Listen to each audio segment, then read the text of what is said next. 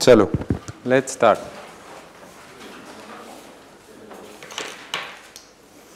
ठीक है, कल का थोड़ा सा पोर्शन रिवाइज कर लेते हैं जो इम्पोर्टेंट है आज के लिए, बताते जाना है एक करके। ठीक है, you remember artificial creation of money, you remember that. ठीक है, यू रिमेंबर कि ये क्या था, CDR, कैश डिपॉजिट रेशियो, याद है, currency with public divide by deposits कितने हैं। यू रिमेंबर RDR, रिजर्व कितना है बैंक्स के पास और डिपॉजिट्स कितने हैं। ठीक है, अब आपको मनी मल्टीप्लायर भी याद है जो आर्टिफिशियल क्रिएटेड मनी होता है। मनी मल्टीप्लायर क्या होगा, 1 + CDR, बिल्कुल सही। अगर मैं CDR बढ़ा दूं तो मनी मल्टीप्लायर ज्यादा होगा या नहीं। एक चीज, एक इसमें assumption है कि RDR बीइंग कांस्टेंट, CDR में बढ़ा दूं तो मनी मल्टीप्लायर ज्यादा होगा कि नहीं होगा, ज्यादा होगा, कम होगा। क्यों? क्योंकि करेंसी ज्यादा होगी, लोग बैंक्स पे डिपॉजिट कम होंगे, बैंक्स पे डिपॉजिट कम होंगे तो आर्टिफिशियल क्रिएशन ऑफ मनी तो कम हो जाएगी। सिमिलरली CDR कांस्टेंट रखो, RDR में ज्यादा बढ़ा दूं तो मनी सप्लाई बढ़ेगी या कम होगी, कम होगी, है ना। क्यों? रिजर्व ज्यादा है, लोन ज्यादा क्रिएट नहीं हो रहे हैं, लोन ज्यादा नहीं हो रहे तो आर्टिफिशियल क्रिएशन ऑफ मनी कम हो जाएगा। ठीक है, यहां तक क्लियर है। अब आप लिखो instruments of monetary policy. RBI, पहले RBI, अब monetary policy committee money supply को चेंज करने के लिए कुछ इंस्ट्रूमेंट्स का यूज करती है। वो इंस्ट्रूमेंट्स क्या हैं? Instruments of monetary policy.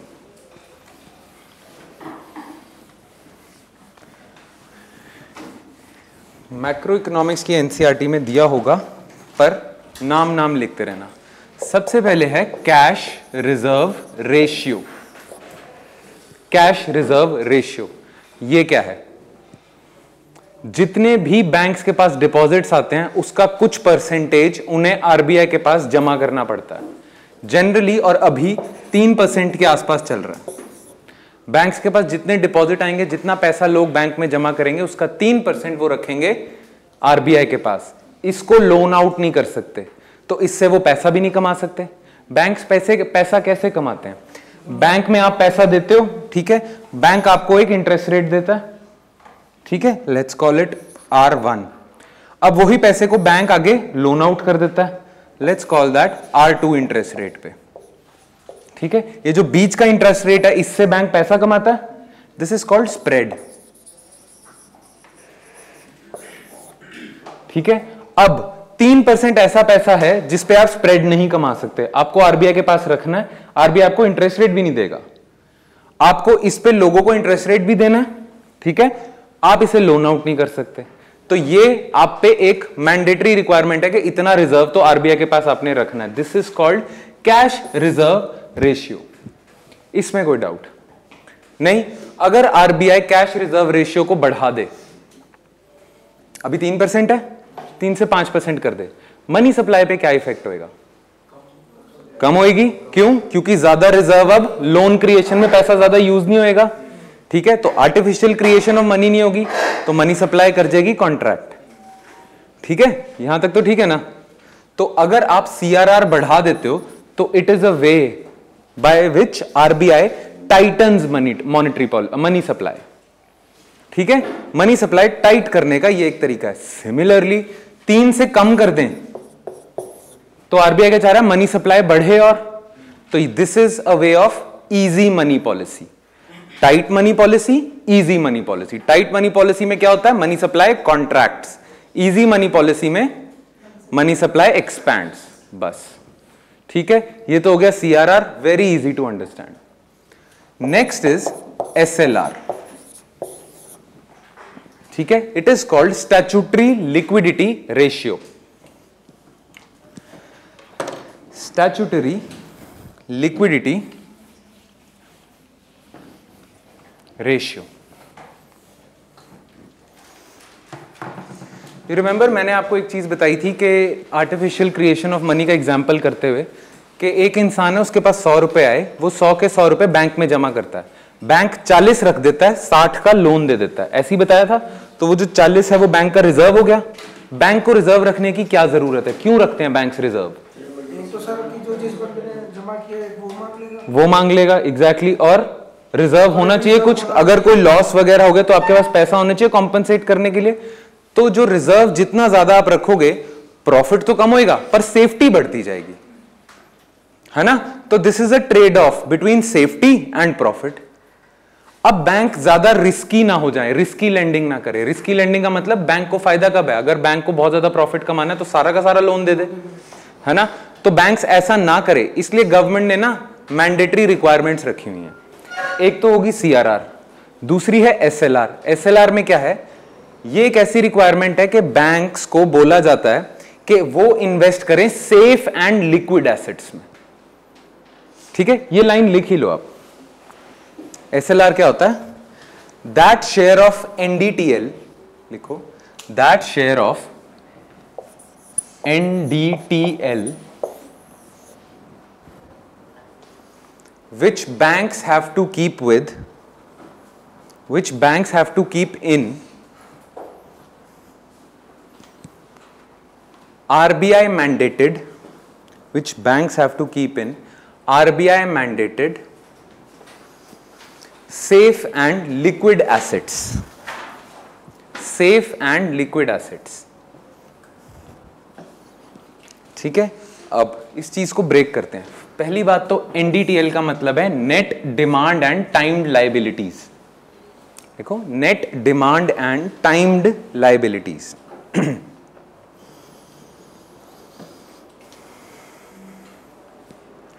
एक बैंक होता है ना, उस बैंक की लाइबिलिटी क्या है, जो पैसा आपने बैंक को दिया है वो लाइबिलिटी है उसकी, उसने कभी ना कभी वापस मोड़ना है, वापस करना है। उसके एसेट क्या हैं, जो उसने लोन दिया हुआ है वो बैंक के एसेट होते हैं। क्यों एसेट होते हैं, क्योंकि वहां से पैसा आएगा। एक बैंक है, उसने जिसको लोन दिया हुआ है वो लोन इसलिए दिया ना कि वहां से पैसा वापस आएगा।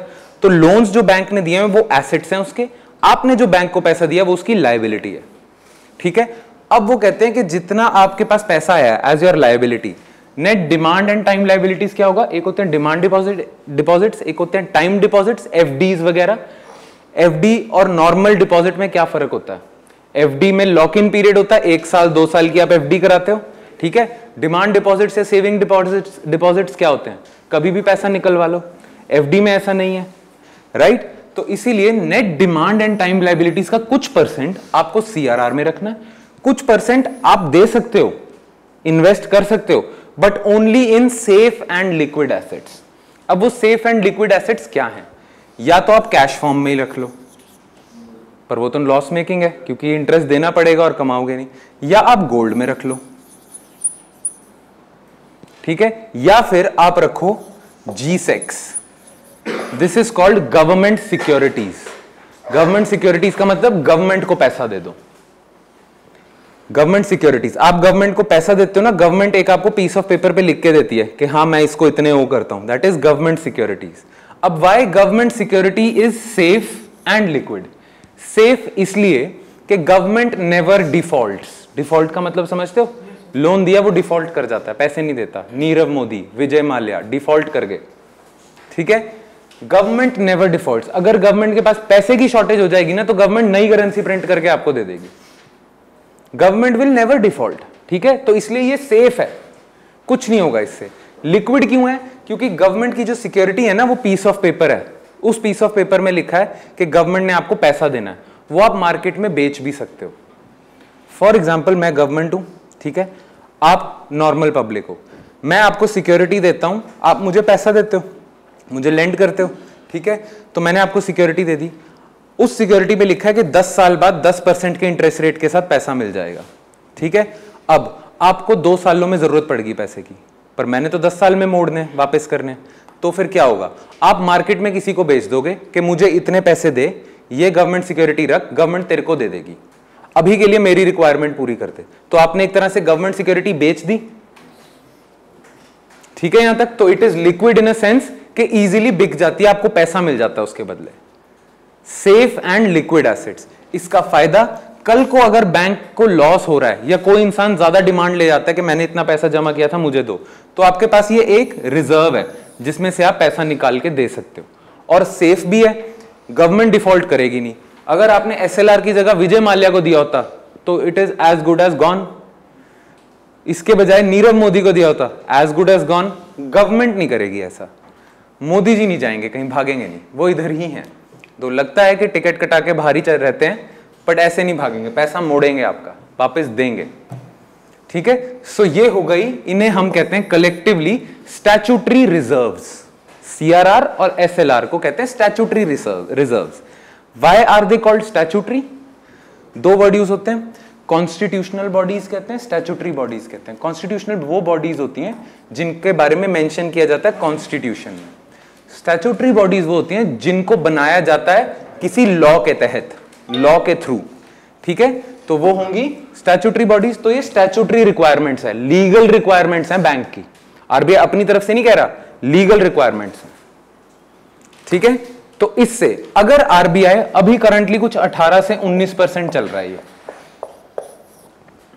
ठीक है, अगर कल को आरबीआई एसएलआर बढ़ा दे तो वो क्या होगा? टाइट मनी पॉलिसी या easy money policy? Tight money policy. Similarly vice versa, अगर इस रिक्वायरमेंट को कम कर दे तो वो क्या एक्सपेक्ट कर रहा है कि मनी सप्लाई बढ़े, बैंक अपने रिजर्व कम करें और लोगों को लोन ज्यादा दें। Make sense? यहां तक किसी को कोई डाउट नहीं?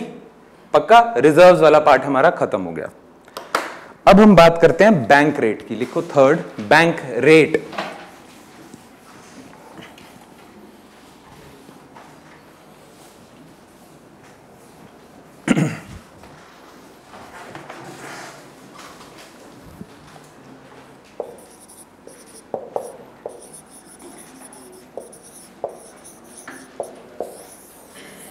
बैंक रेट, ठीक है, बैंक रेट कुछ नहीं है, सिर्फ वो रेट होता है कि अगर किसी बैंक को शॉर्टेज हो जाए तो आरबीआई उसे पैसे दे देता है इंटरेस्ट पे। ठीक है, बैंक रेट वो रेट है, इंटरेस्ट रेट। कल को किसी आईसीआईसीआई, एसबीआई बैंक को शॉर्टेज हो जाती है, वो आरबीआई से मांगने जाएगा, आरबीआई कहेगा मुझसे पैसे ले ले इंटरेस्ट पे, वो इंटरेस्ट रेट है बैंक रेट। That's it. ठीक है, पर ये बैंक रेट को हम यूज करें अगर, इससे कैसे मनी सप्लाई ऊपर नीचे कर सकते हैं? अब मैं बताता हूं। मान लो बैंक रेट चल रहा है कुछ R%, ठीक है, कल को आरबीआई ये बढ़ा देता है, दैट मींस बैंक्स को फ्यूचर में कभी शॉर्टेज होगी तो उनको आरबीआई से लोन लेना महंगा पड़ेगा, तो वो रिजर्व, बिल्कुल सही, वो रिजर्व ज्यादा रखेंगे। अगर वो रिजर्व ज्यादा रखेंगे अपने पास तो मनी सप्लाई क्या होगी? कम होगी। सिमिलरली बैंक रेट वो कम कर दें अपना, तो आरबीआई से फ्यूचर में लोन लेना सस्ता पड़ेगा, तो अभी जितने आपके पास एक्स्ट्रा रिजर्व पड़े हैं उन्हें लोन आउट कर दो। अगर आप ऐसा करोगे तो मनी सप्लाई क्या हो जाएगी? बढ़ जाएगी। तो बैंक रेट ऊपर नीचे करने से मनी सप्लाई वेरी कर रही है, तो ये भी एक इंस्ट्रूमेंट ऑफ मॉनेटरी पॉलिसी हो गया आरबीआई का। ठीक है, दिस इज बैंक रेट। इसमें कोई डाउट? सिंपल सी चीज है। ठीक है, क्लियर? बैंक रेट इतना नहीं करते, आगे मैं एक चीज बता रहा हूं, उसके साथ ना बैंक रेट को अलाइन कर दिया, तो उसको चेंज करते हैं, बैंक रेट भी ऑटोमेटिकली चेंज हो जाता है। ठीक है, रेपो रिवर्स रेपो सुना होगा आपने, है ना, वो भी करने वाले हैं, बस उसके साथ अलाइन कर दिया बैंक रेट। ठीक है, वैसे ना आप कभी भी सुनोगे there is this term used in newspapers, और वैसे भी आरबीआई के टर्मिनोलॉजी में वो परसेंट नहीं बोलते कि हम बैंक रेट 0.5% बढ़ा रहे हैं, 0.5, वो बोलते हैं 50 बेसिस पॉइंट्स। बेसिस पॉइंट्स का मतलब क्या है? 50 basis points means 0.5%, 100 basis points means 1%, 10 basis points कितना हुआ? 0.1%। ऐसे बात करते हैं, तो ऐसे बोलते हैं कि आरबीआई ने एसएलआर 50 बेसिस पॉइंट से बढ़ा दिया। दैट मींस अगर 18% था तो अब 18.5% आपको रिजर्व रखने पड़ेंगे। बैंक रेट भी ऐसी चलेगा। ठीक है जी, इसमें कोई डाउट नहीं? चलो, फोर्थ है ओपन मार्केट ऑपरेशंस। देखो, open market operations, OMO।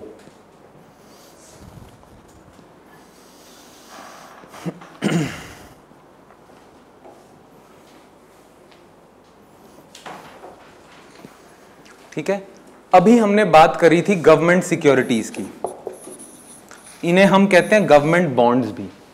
Simple भाषा में बॉन्ड क्या होते हैं? मैंने आपसे पैसा लिया, अब उसका कोई प्रूफ तो होना चाहिए, मैं एक पीस ऑफ पेपर पे साइन करके स्टैंप करके ये लिख रहा हूं कि इस इंसान ने मुझे इतना पैसा दिया है, मैं इस डेट को इस टाइम पे इतने इंटरेस्ट रेट के साथ इसको वापस कर दूंगा। जिस इंसान के पास ये पीस ऑफ पेपर होगा मैं उसको पैसा दे दूंगा। मैंने इनसे पैसा लिया और इनको पैसा बॉन्ड दे दिया। बॉन्ड है, पीस ऑफ पेपर एक प्रॉमिस है, ठीक है। अब वो होते हैं गवर्नमेंट बॉन्ड्स, गवर्नमेंट सिक्योरिटीज भी कह सकते हैं। ये तो हो गए प्राइवेट बॉन्ड। अगर गवर्नमेंट आपको ऐसा प्रॉमिस दे रही है लिख के तो वो गवर्नमेंट बॉन्ड हो गया, ठीक है। अब होता क्या है, अगर मान लो इकोनॉमी में मैंने पैसा पंप इन करना है तो आरबीआई पता है करता है, RBI purchases government securities. What does that mean?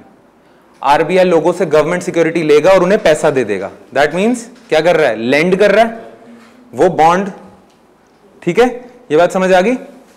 ये था ना अभी पंप इन कैसे, जिन जिन लोगों के पास गवर्नमेंट सिक्योरिटीज पड़ी हुई हैं, गवर्नमेंट को दिया होगा पैसा, अब उन्हें शॉर्ट टर्म एकदम से रिक्वायरमेंट होगी तो वो बेच सकते हैं, आरबीआई उनसे खरीद लेगा। जब आरबीआई खरीदेगा तो आरबीआई के पास कुछ पैसा था, वो पैसा आरबीआई ने इकोनॉमी में उतार दिया, ठीक है। So by purchasing government bonds या government securities, RBI is pumping in liquidity, पैसा डाल रहे हैं। वो क्या होगा? इजी मनी पॉलिसी या tight money policy? Easy money policy. Similarly RBI sells government securities, उसमें क्या होगा? आपको उस गवर्नमेंट सिक्योरिटी दी, आपसे ले लिया पैसा, तो that would be tight money policy, है ना। तो ये होते हैं open market operations when RBI buys and sells government securities, government bonds. ये चीज कहां से?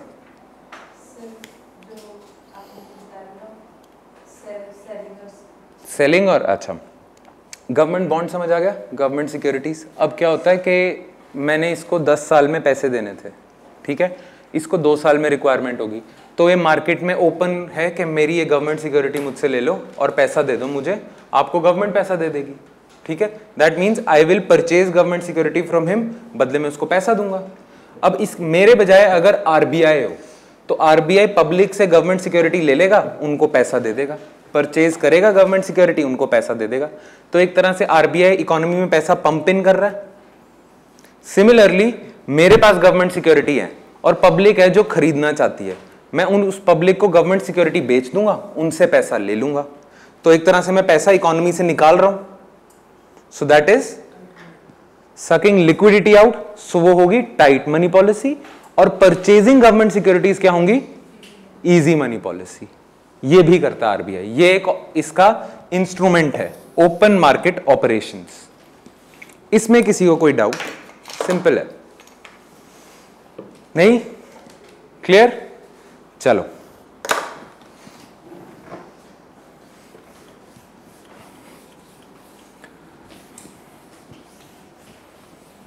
अब लिखो नेक्स्ट, लिक्विडिटी एडजस्टमेंट फैसिलिटी।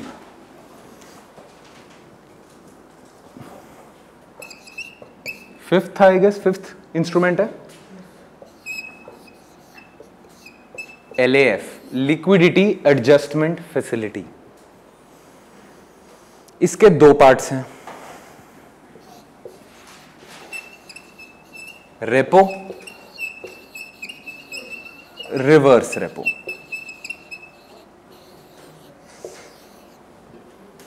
ठीक है जी। लिक्विडिटी एडजस्टमेंट, कलेक्टिवली रेपो और रिवर्स रेपो को जब यूज करते हैं उसे कहते हैं लिक्विडिटी एडजस्टमेंट फैसिलिटी। अब रेपो और रिवर्स रेपो क्या है? बैंक्स को क्या होता है, कई बारी ना बहुत थोड़े टाइम के लिए लिक्विडिटी शॉर्टेज हो जाती है। फॉर एग्जांपल अभी मंथ क्या चल रहा है? मंथ अक्टूबर चल रहा है और डेट मान लो 30 अक्टूबर है। 30 अक्टूबर ही है, 31, ठीक है। तो 31 अक्टूबर को ना किसी बैंक को, एग्जाम्पल आईसीआईसीआई बैंक को पैसे की शॉर्टेज होगी, बहुत ज्यादा शॉर्टेज होगी, पर उसे पता है कि 1 तारीख को लोगों की सैलरीज क्रेडिट हो जाएंगी, मेरे पास पैसा आ जाएगा। होती है लोगों की सैलरीज क्रेडिट बैंक अकाउंट में, तब मेरे पास पैसा आ जाएगा, पर ये 2 दिन के लिए मुझे पैसा चाहिए, ठीक है। तो वो जाता है आरबीआई के पास और बोलता है मुझे 2 दिन के लिए पैसा दे दो। आरबीआई जो उसे 2 दिन के लिए पैसा देता है ना, वो देता है रेपो रेट पे। नहीं बताता हूं। रेपो रेट पे उसे 2 दिन के लिए पैसा दे देता है, ठीक है। 2 दिन बाद वापस ले लेगा इंटरेस्ट रेट के साथ। This is called repo. अब ये बैंक रेट से कैसे डिफरेंट है? ये है शॉर्ट टर्म ओवरनाइट लेंडिंग, 1 दिन के लिए चाहिए, 2 दिन के लिए चाहिए, ज्यादा से ज्यादा 14 दिन के लिए चाहिए। बैंक रेट तो लॉन्ग टर्म भी हो सकता है, ठीक है। रिवर्स रेपो क्या है? 1 तारीख आ गई पर मेरे पास जरूरत से ज्यादा पैसा आ गया, इतना पैसा आ गया कि मैं आगे लैंड ही नहीं कर सकता, लोन ही नहीं दे सकता, तो वो भी मेरे लिए नुकसानदायक चीज है। एक बैंक के लिए मेरे पास लोगों ने पैसा मुझे दे दिया, मुझे उनको इंटरेस्ट रेट देना पड़ रहा है, पर मैं आगे लोन नहीं चढ़ा सकता, तो मुझे तो लॉस हो रहा है। तो जो सरप्लस एकदम मेरे पास लिक्विडिटी आ गया, मुझे कहीं पार्क करनी चाहिए, मुझे इंटरेस्ट तो कमाना है। तो आरबीआई क्या कहता है कि अगर आपके पास सरप्लस लिक्विडिटी होगी तो हमें पैसा दे दो 2 दिन के लिए, 3 दिन के लिए, हम आपको एक इंटरेस्ट रेट दे देंगे और फिर वापस कर देंगे उस इंटरेस्ट रेट के साथ। तो एक तरह से बैंक्स हैं, उनकी सरप्लस लिक्विडिटी बच गई, वरना लॉस होना था, आरबीआई को दे दी, आरबीआई उन्हें इंटरेस्ट रेट दे देगा, पर शॉर्ट टर्म है। वो जो इंटरेस्ट रेट है उसे कहते हैं रिवर्स रेपो। तो रेपो मान लो चल रहा है 7%, मान लो अभी डिफरेंट चल रहा है, ठीक है, 7% पे आरबीआई से आप पैसा ले सकते हो, और रिवर्स रेपो मान लो चल रहा है 6%, 6% पे आप आरबीआई को पैसा दे सकते हो क्योंकि आपके पास एकदम से बहुत ज्यादा हो गया पैसा, ठीक है। सो ये होगा लिक्विडिटी एडजस्टमेंट फैसिलिटी। अब आरबीआई पता है करता है, सिर्फ रेपो रिवर्स रेपो चेंज करता है, ठीक है। रेपो अगर आरबीआई ने बहुत ज्यादा कर दिया तो क्या होगा, मनी सप्लाई कॉन्ट्रैक्ट करेगी या एक्सपैंड? कॉन्ट्रैक्ट। क्यों करेगी? मनी सप्लाई इसलिए कॉन्ट्रैक्ट करेगी कि अगर कल को आरबीआई ने रेपो रेट बढ़ा दिया तो फ्यूचर में आरबीआई से लोन लेने हो जाएंगे महंगे, चाहे 2 दिन के लिए, पर हो जाएंगे महंगे, तो रिजर्व ज्यादा रखूं। रिजर्व अगर मैं ज्यादा रखूंगा तो आर्टिफिशियल क्रिएशन ऑफ मनी तो हो जाएगी कम, मनी सप्लाई कॉन्ट्रैक्ट। बिल्कुल इसका उल्टा, अगर रेपो रेट कम कर दिया तो ये होगा, क्या होगा, एक्सपैंड या contract? Expand, easy money policy, tight money policy. ये होता है लिक्विडिटी एडजस्टमेंट फैसिलिटी। अब एक चीज का ध्यान रखना, कोलैटरल समझते हो? कोलैटरल क्या होता है? कुछ गिरवी रखना। लोन लेते हो किसी से तो उसके पास कुछ सामान गिरवी रखते हो, ठीक है। तो आरबीआई ये ना फ्री में नहीं देता रेपो ऑक्शंस में, रेपो जो रेट पे पैसा देता है फ्री में नहीं देता, आपको कुछ गिरवी रखना पड़ता है, कुछ कोलैटरल रखना पड़ता है। जनरली बैंक्स कोलैटरल रख देते हैं गवर्नमेंट सिक्योरिटीज को, उसको कोलैटरल रख देते हैं। अब प्रॉब्लम पता है कहां आती है? प्रॉब्लम ये आती है कि आरबीआई ने आपको बोला है कि आपको 18% जो आपका एनडीटीएल है ना, वो आपको मेंटेन करके रखना है सेफ एंड लिक्विड एसेट्स में। जनरली आप किस में देते हो? G-Secs में, ठीक है, क्लियर। और आपके पास ना बैंक्स के पास कुछ एक्स्ट्रा G-Secs भी पड़े होते हैं 18% के अलावा, और भी वो गवर्नमेंट को लेंड करते हैं। जब रेपो रेट पे बैंक से लेना है ना पैसा, तो आप वो एक्स्ट्रा G-Secs कोलैटरल रख देते हो और पैसा ले लेते हो। बट व्हाट इफ आपके पास एक्स्ट्रा खत्म हो जाए, तो आप कहां से निकालोगे G-Secs? SLR में से निकालोगे। अगर आपके पास है ही नहीं G-Secs तो आपने SLR में तो रखे हुए हैं G-Secs, गवर्नमेंट सिक्योरिटीज, अब क्या गिरवी रखोगे? तो SLR में से निकालोगे। अगर आप SLR में से निकालोगे तो 18 से हो जाएगा 17%, जितना भी होगा कम हो जाएगा, पर ये तो आरबीआई के नॉर्म्स का उल्लंघन है, आप वायलेट कर रहे हो, आरबीआई इसे भी नहीं अलाउ करेगा। तो क्या करें? आरबीआई कहता है कि अगर आपको अपना SLR डाइल्यूट करना पड़ रहा है तो ले लो मुझसे पैसा, कोई प्रॉब्लम नहीं है, बट मैं एक पेनल्टी लगाऊंगा। पेनल्टी ये होगी कि मैं कुछ एक्स्ट्रा इंटरेस्ट रेट चार्ज करूंगा, ठीक है। उस एक्स्ट्रा इंटरेस्ट रेट को हम कहेंगे MSF। 6th में लिखो मार्जिनल स्टैंडिंग फैसिलिटी। उस एक्स्ट्रा इंटरेस्ट रेट पे मान लो ये 6 है, ये 7 है, ये होगा 8, मार्जिनल स्टैंडिंग फैसिलिटी।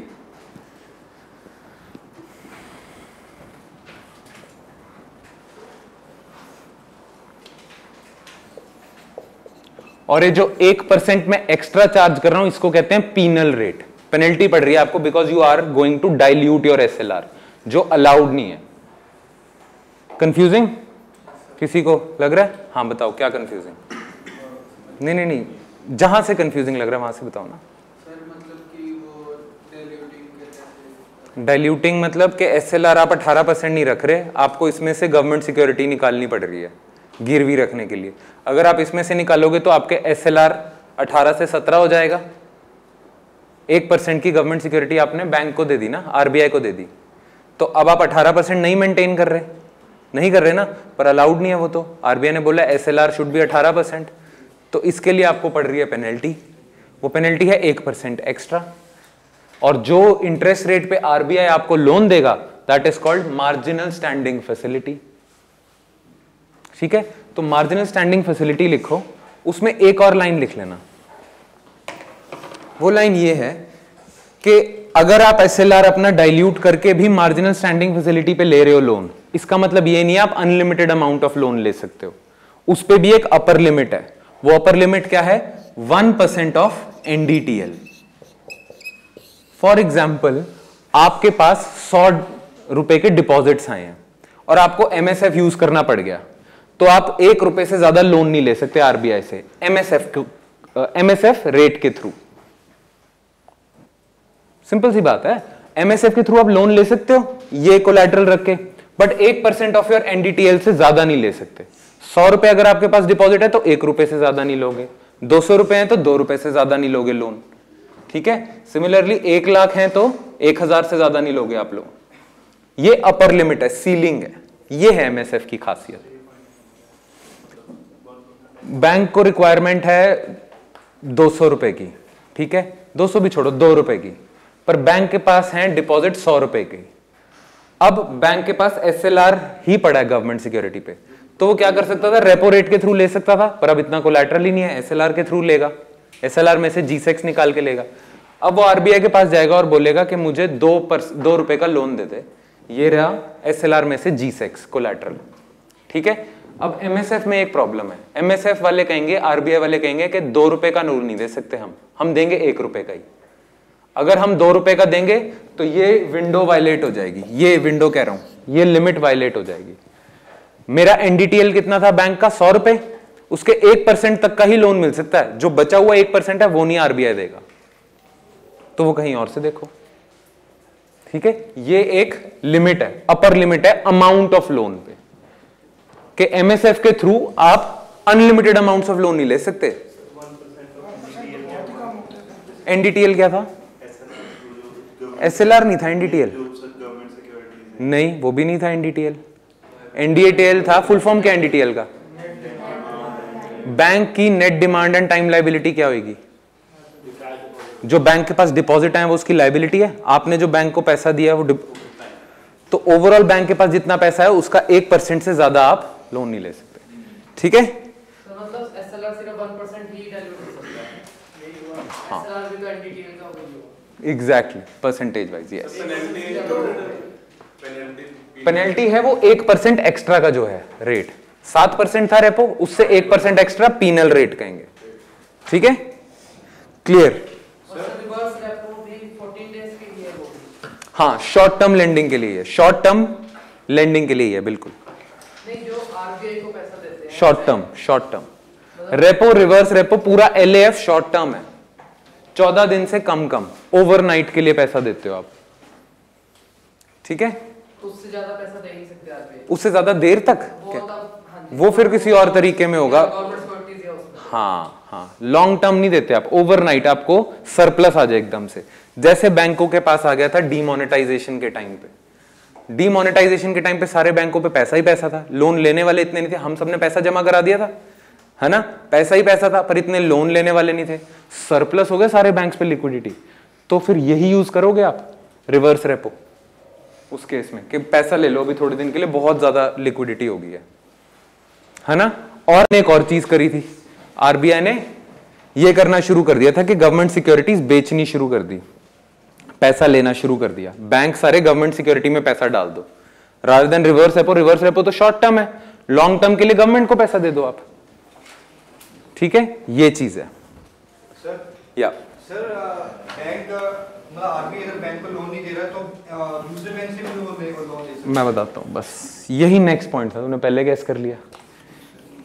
ठीक है, एक्चुअली जब भी शॉर्टेज या सरप्लस होता है ना, बैंक बार बार आरबीआई के पास नहीं जाते, सारे बैंक आरबीआई के पास, आरबीआई इतना ज्यादा पार्टिसिपेट नहीं करता। ये जो आरबीआई रेट स्पेसिफाई करता है ना, ये तो बेंचमार्क स्पेसिफाई करता है। वैसे बैंक्स को कभी शॉर्टेज होती है या सरप्लस होता है, वो दूसरे बैंकों के पास जाते हैं। पर फिर एलएएफ का फायदा क्या है, अभी बताता हूं। मान लो एकदम से वही बैंक जो मैंने बोला था 30 तारीख है, शॉर्टेज होगी, 1 तारीख को सैलरी क्रेडिट हो जाएंगी। ये सिचुएशन है मान लो आईसीआईसीआई बैंक की। शॉर्टेज है 2 दिनों की, और सिमिलरली 2 दिनों का सरप्लस चल रहा है कहीं और किसी और बैंक में जो है SBI, उसके पास सरप्लस चल रहा है, इसके पास शॉर्टेज चल रही है। तो रादर देन ये दोनों RBI के पास जाएं, ये आपस में कर लेंगे। ठीक है, अब मान लो रेपो रेट चल रहा है 7% का और रिवर्स रेपो चल रहा है 6% का। ICICI बैंक SBI के पास जाता है और बोलता है मुझे 2 दिन के लिए लोन दे दे। SBI कहता है ठीक है 8% पे ले ले। तो ICICI कहेगा तेरे से मैं 8% पे क्यों लूं, RBI मुझे 7% पे देने को तैयार है। ठीक है, तो SBI से अगर वो लोन लेगा तो आपको SBI को 7% से कम ही ऑफर करना पड़ेगा, है ना, क्योंकि अगर SBI 8% बोलेगा तो ICICI कह देगा कि 7% पे तो मैं फिर RBI से ले लेता हूं, मैं महंगा क्यों लूं तेरे से। अब ICICI गेट्स ग्रीडी, ICICI कहता है मुझे 5% पे दे, 8 तो तू बहुत दूर की बात कर रहा था, 5 पे चाहिए तो बता।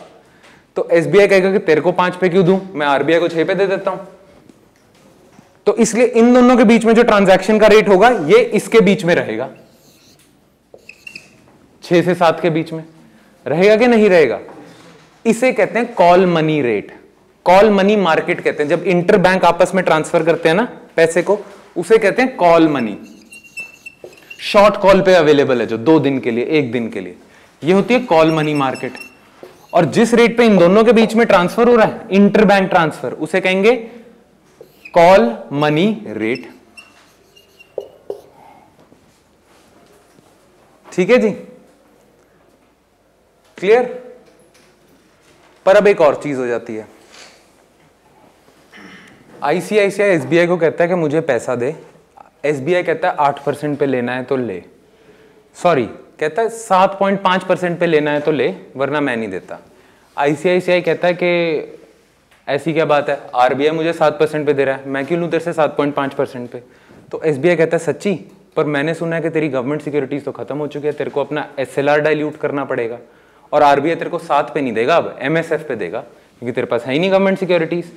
तेरे को तो RBI 8 पे देगा, मैं 7.5 पे दे रहा हूं, है ना। तो ये जो कॉल मनी रेट है ये generally would hover between 6 to 8। अभी जो मैंने बात बताई थी ICICI और SBI की, ये तो किस में बता रहा था कि अगर आपके पास एक्स्ट्रा गवर्नमेंट सिक्योरिटीज हैं, ठीक है, पर अगर नहीं है तो MSF भी तो आ जाएगा पिक्चर में, तो it will hover between 6 to 8। This is called policy corridor. Write down next, policy corridor. The difference between reverse repo and MSF rate is called policy corridor.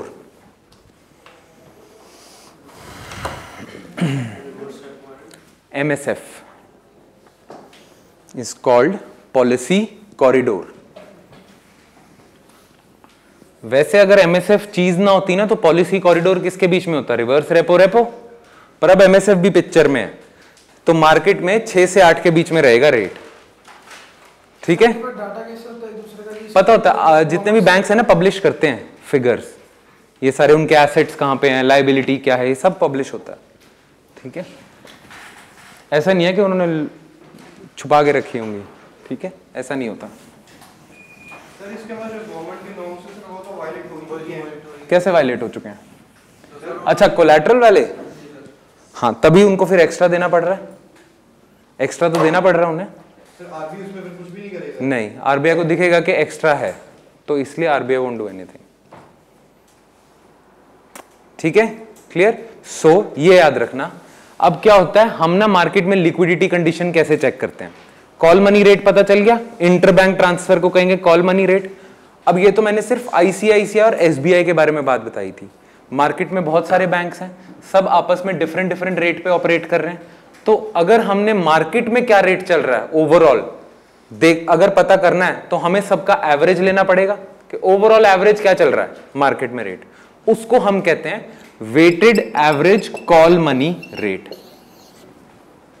Weighted average call money rate. Why weighted average?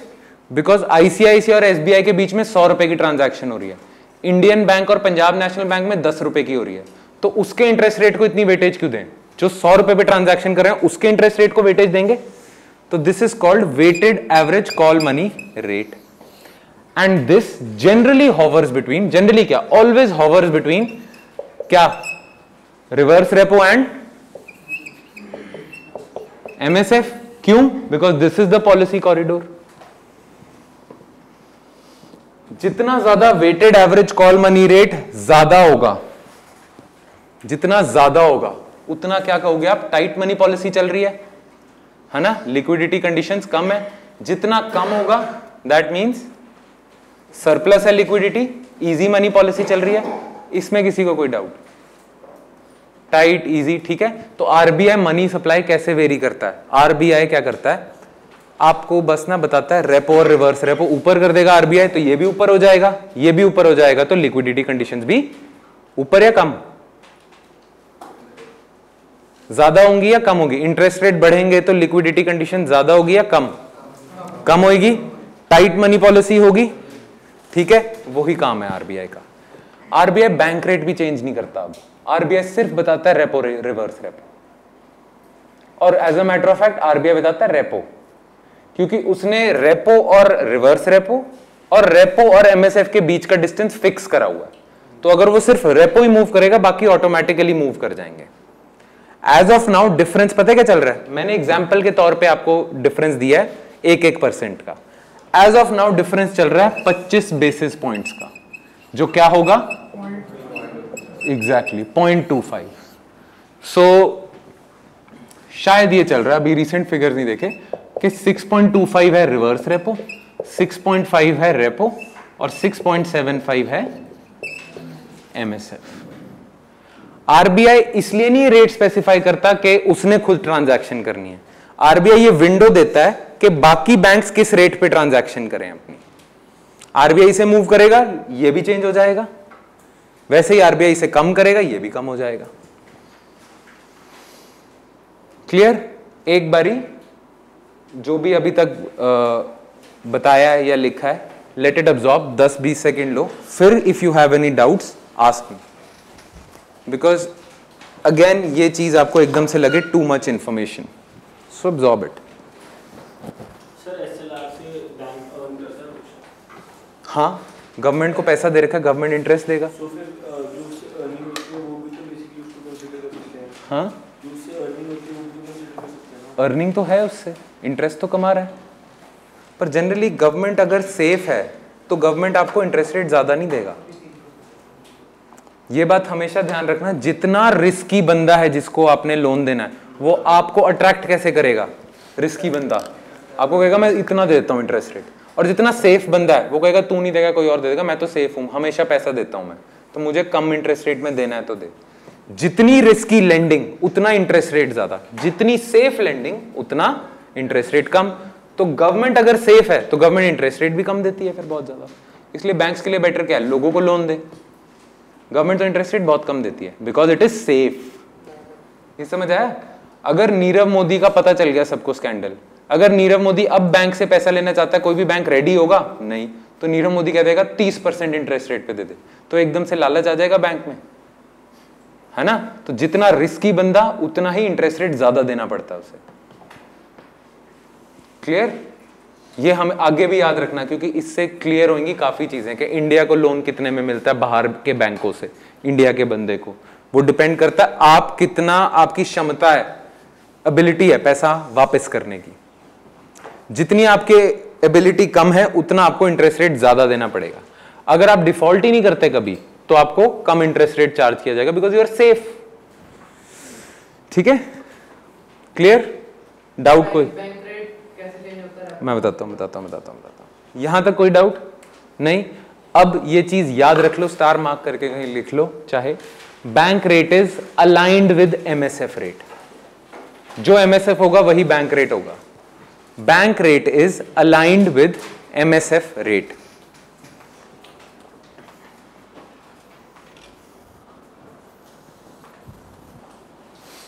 Bank rate is aligned with MSF rate.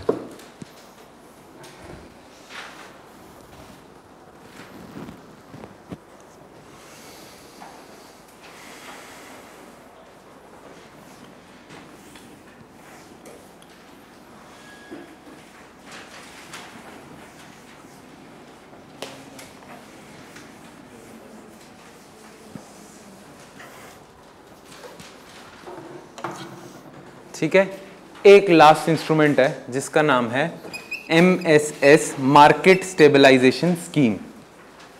Last instrument है ये of monetary policy, market stabilization scheme.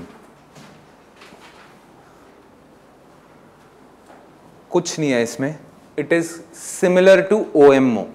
OMO में क्या होता था, sale and purchase of government securities, तो वो किस लिए होता था, टू पंप इन लिक्विडिटी और to suck out liquidity. MSS क्या है, only to suck out liquidity, that's it. ये फर्क है OMO और MSS में। MSS में फिर क्या होगा, RBI बेचेगा या खरीदेगा गवर्नमेंट सिक्योरिटीज, बेचेगा। MSS में सिर्फ बेचते हैं, ठीक है। Market stabilization scheme, government securities सिर्फ सेल होती हैं। It is only there to pump out excess liquidity. तो जब डीमोनेटाइजेशन के टाइम पे सरप्लस लिक्विडिटी हो गई थी तो बैंकों को RBI ने MSS स्कीम के थ्रू बॉन्ड्स बेचे थे और पैसा निकाल लिया था इकोनॉमी से, ठीक है, क्योंकि सरप्लस लिक्विडिटी हो गया, बैंकों के पास पैसा ज्यादा आ गया, बहुत ज्यादा, ठीक है जी। तो CRR भी अलग से डिक्लेयर होता है, CRR SLR अलग से डिक्लेयर होते हैं, बट हम ना 1991 से पहले, आपको ये पता होगा 1991 में LPG आया, लिबरलाइजेशन, प्राइवेटाइजेशन, ग्लोबलाइजेशन। उससे पहले गवर्नमेंट ऑफ इंडिया की साइकी अलग थी, LPG के बाद गवर्नमेंट ऑफ इंडिया की साइकी अलग थी। LPG से पहले गवर्नमेंट ऑफ इंडिया की साइकी क्या थी, थोड़ी सोशलिस्ट, फाइनेंस और इंडस्ट्री पे कंट्रोल ज्यादा रखना, ठीक है। उसके बाद क्या थी, LPG के बाद लिबरल, ठीक है। तो 1991 से पहले RBI बैंकों पे भी बहुत कंट्रोल रखता था और उनको कहता था कि तुम प्रॉफिट ज्यादा ना कमाओ, रिस्क मेंटेन करो, अपना रिस्क संभालो। तो अगर रिस्क संभालना है तो RBI क्या बोलेगा कि ज्यादा SLR ज्यादा CRR रखो। तो उन जमानों में ऐसा भी हुआ है कि CRR 10% और SLR 32% के आसपास भी रहा है, कि इतना ज्यादा बैंकों को बोल दिया रिजर्व रखो, क्योंकि सेफ रहना है। हमने प्रॉफिट से ज्यादा हमारे लिए इंपॉर्टेंट है सेफ्टी। जब LPG हो गया तो एक नरसिम्हन कमेटी बैठी थी, उसने बोला था कि उसने तो बोला था CRR 0 ही कर दो, बैंकों को लॉस होता है, पर गवर्नमेंट ऑफ इंडिया ने प्रोग्रेसिवली इसे आज 3% के आसपास से 18% के आसपास रखा हुआ है, कम कर दिया बहुत ज्यादा। तो इसमें क्या हुआ, रिस्क को जो इंपॉर्टेंस थी वो थोड़ी कम हुई, पैसे को, प्रॉफिट को ज्यादा इंपॉर्टेंस हुई। रिस्क करने से एक और प्रॉब्लम होती है, बैंक ज्यादा लोन नहीं देंगे, बैंक ज्यादा लोन नहीं देंगे तो क्रेडिट क्रिएशन ज्यादा नहीं होगी, क्रेडिट क्रिएशन, ठीक है।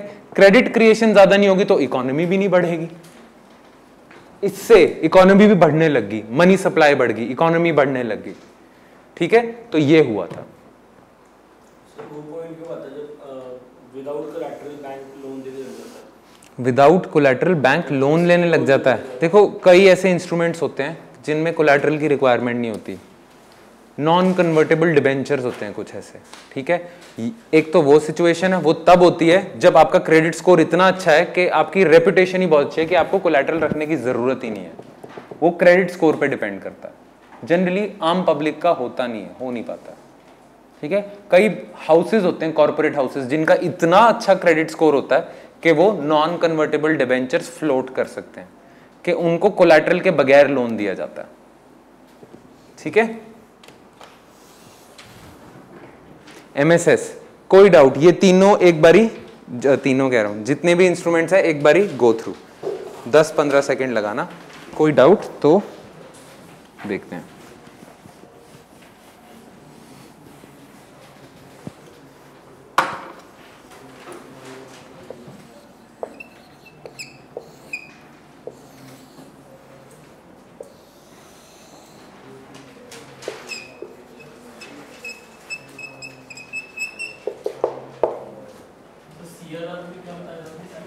बैंक के पास जो पैसा आया हुआ है उसमें से कुछ परसेंट RBI के पास रखना है, कोई इंटरेस्ट नहीं मिलेगा उस पर।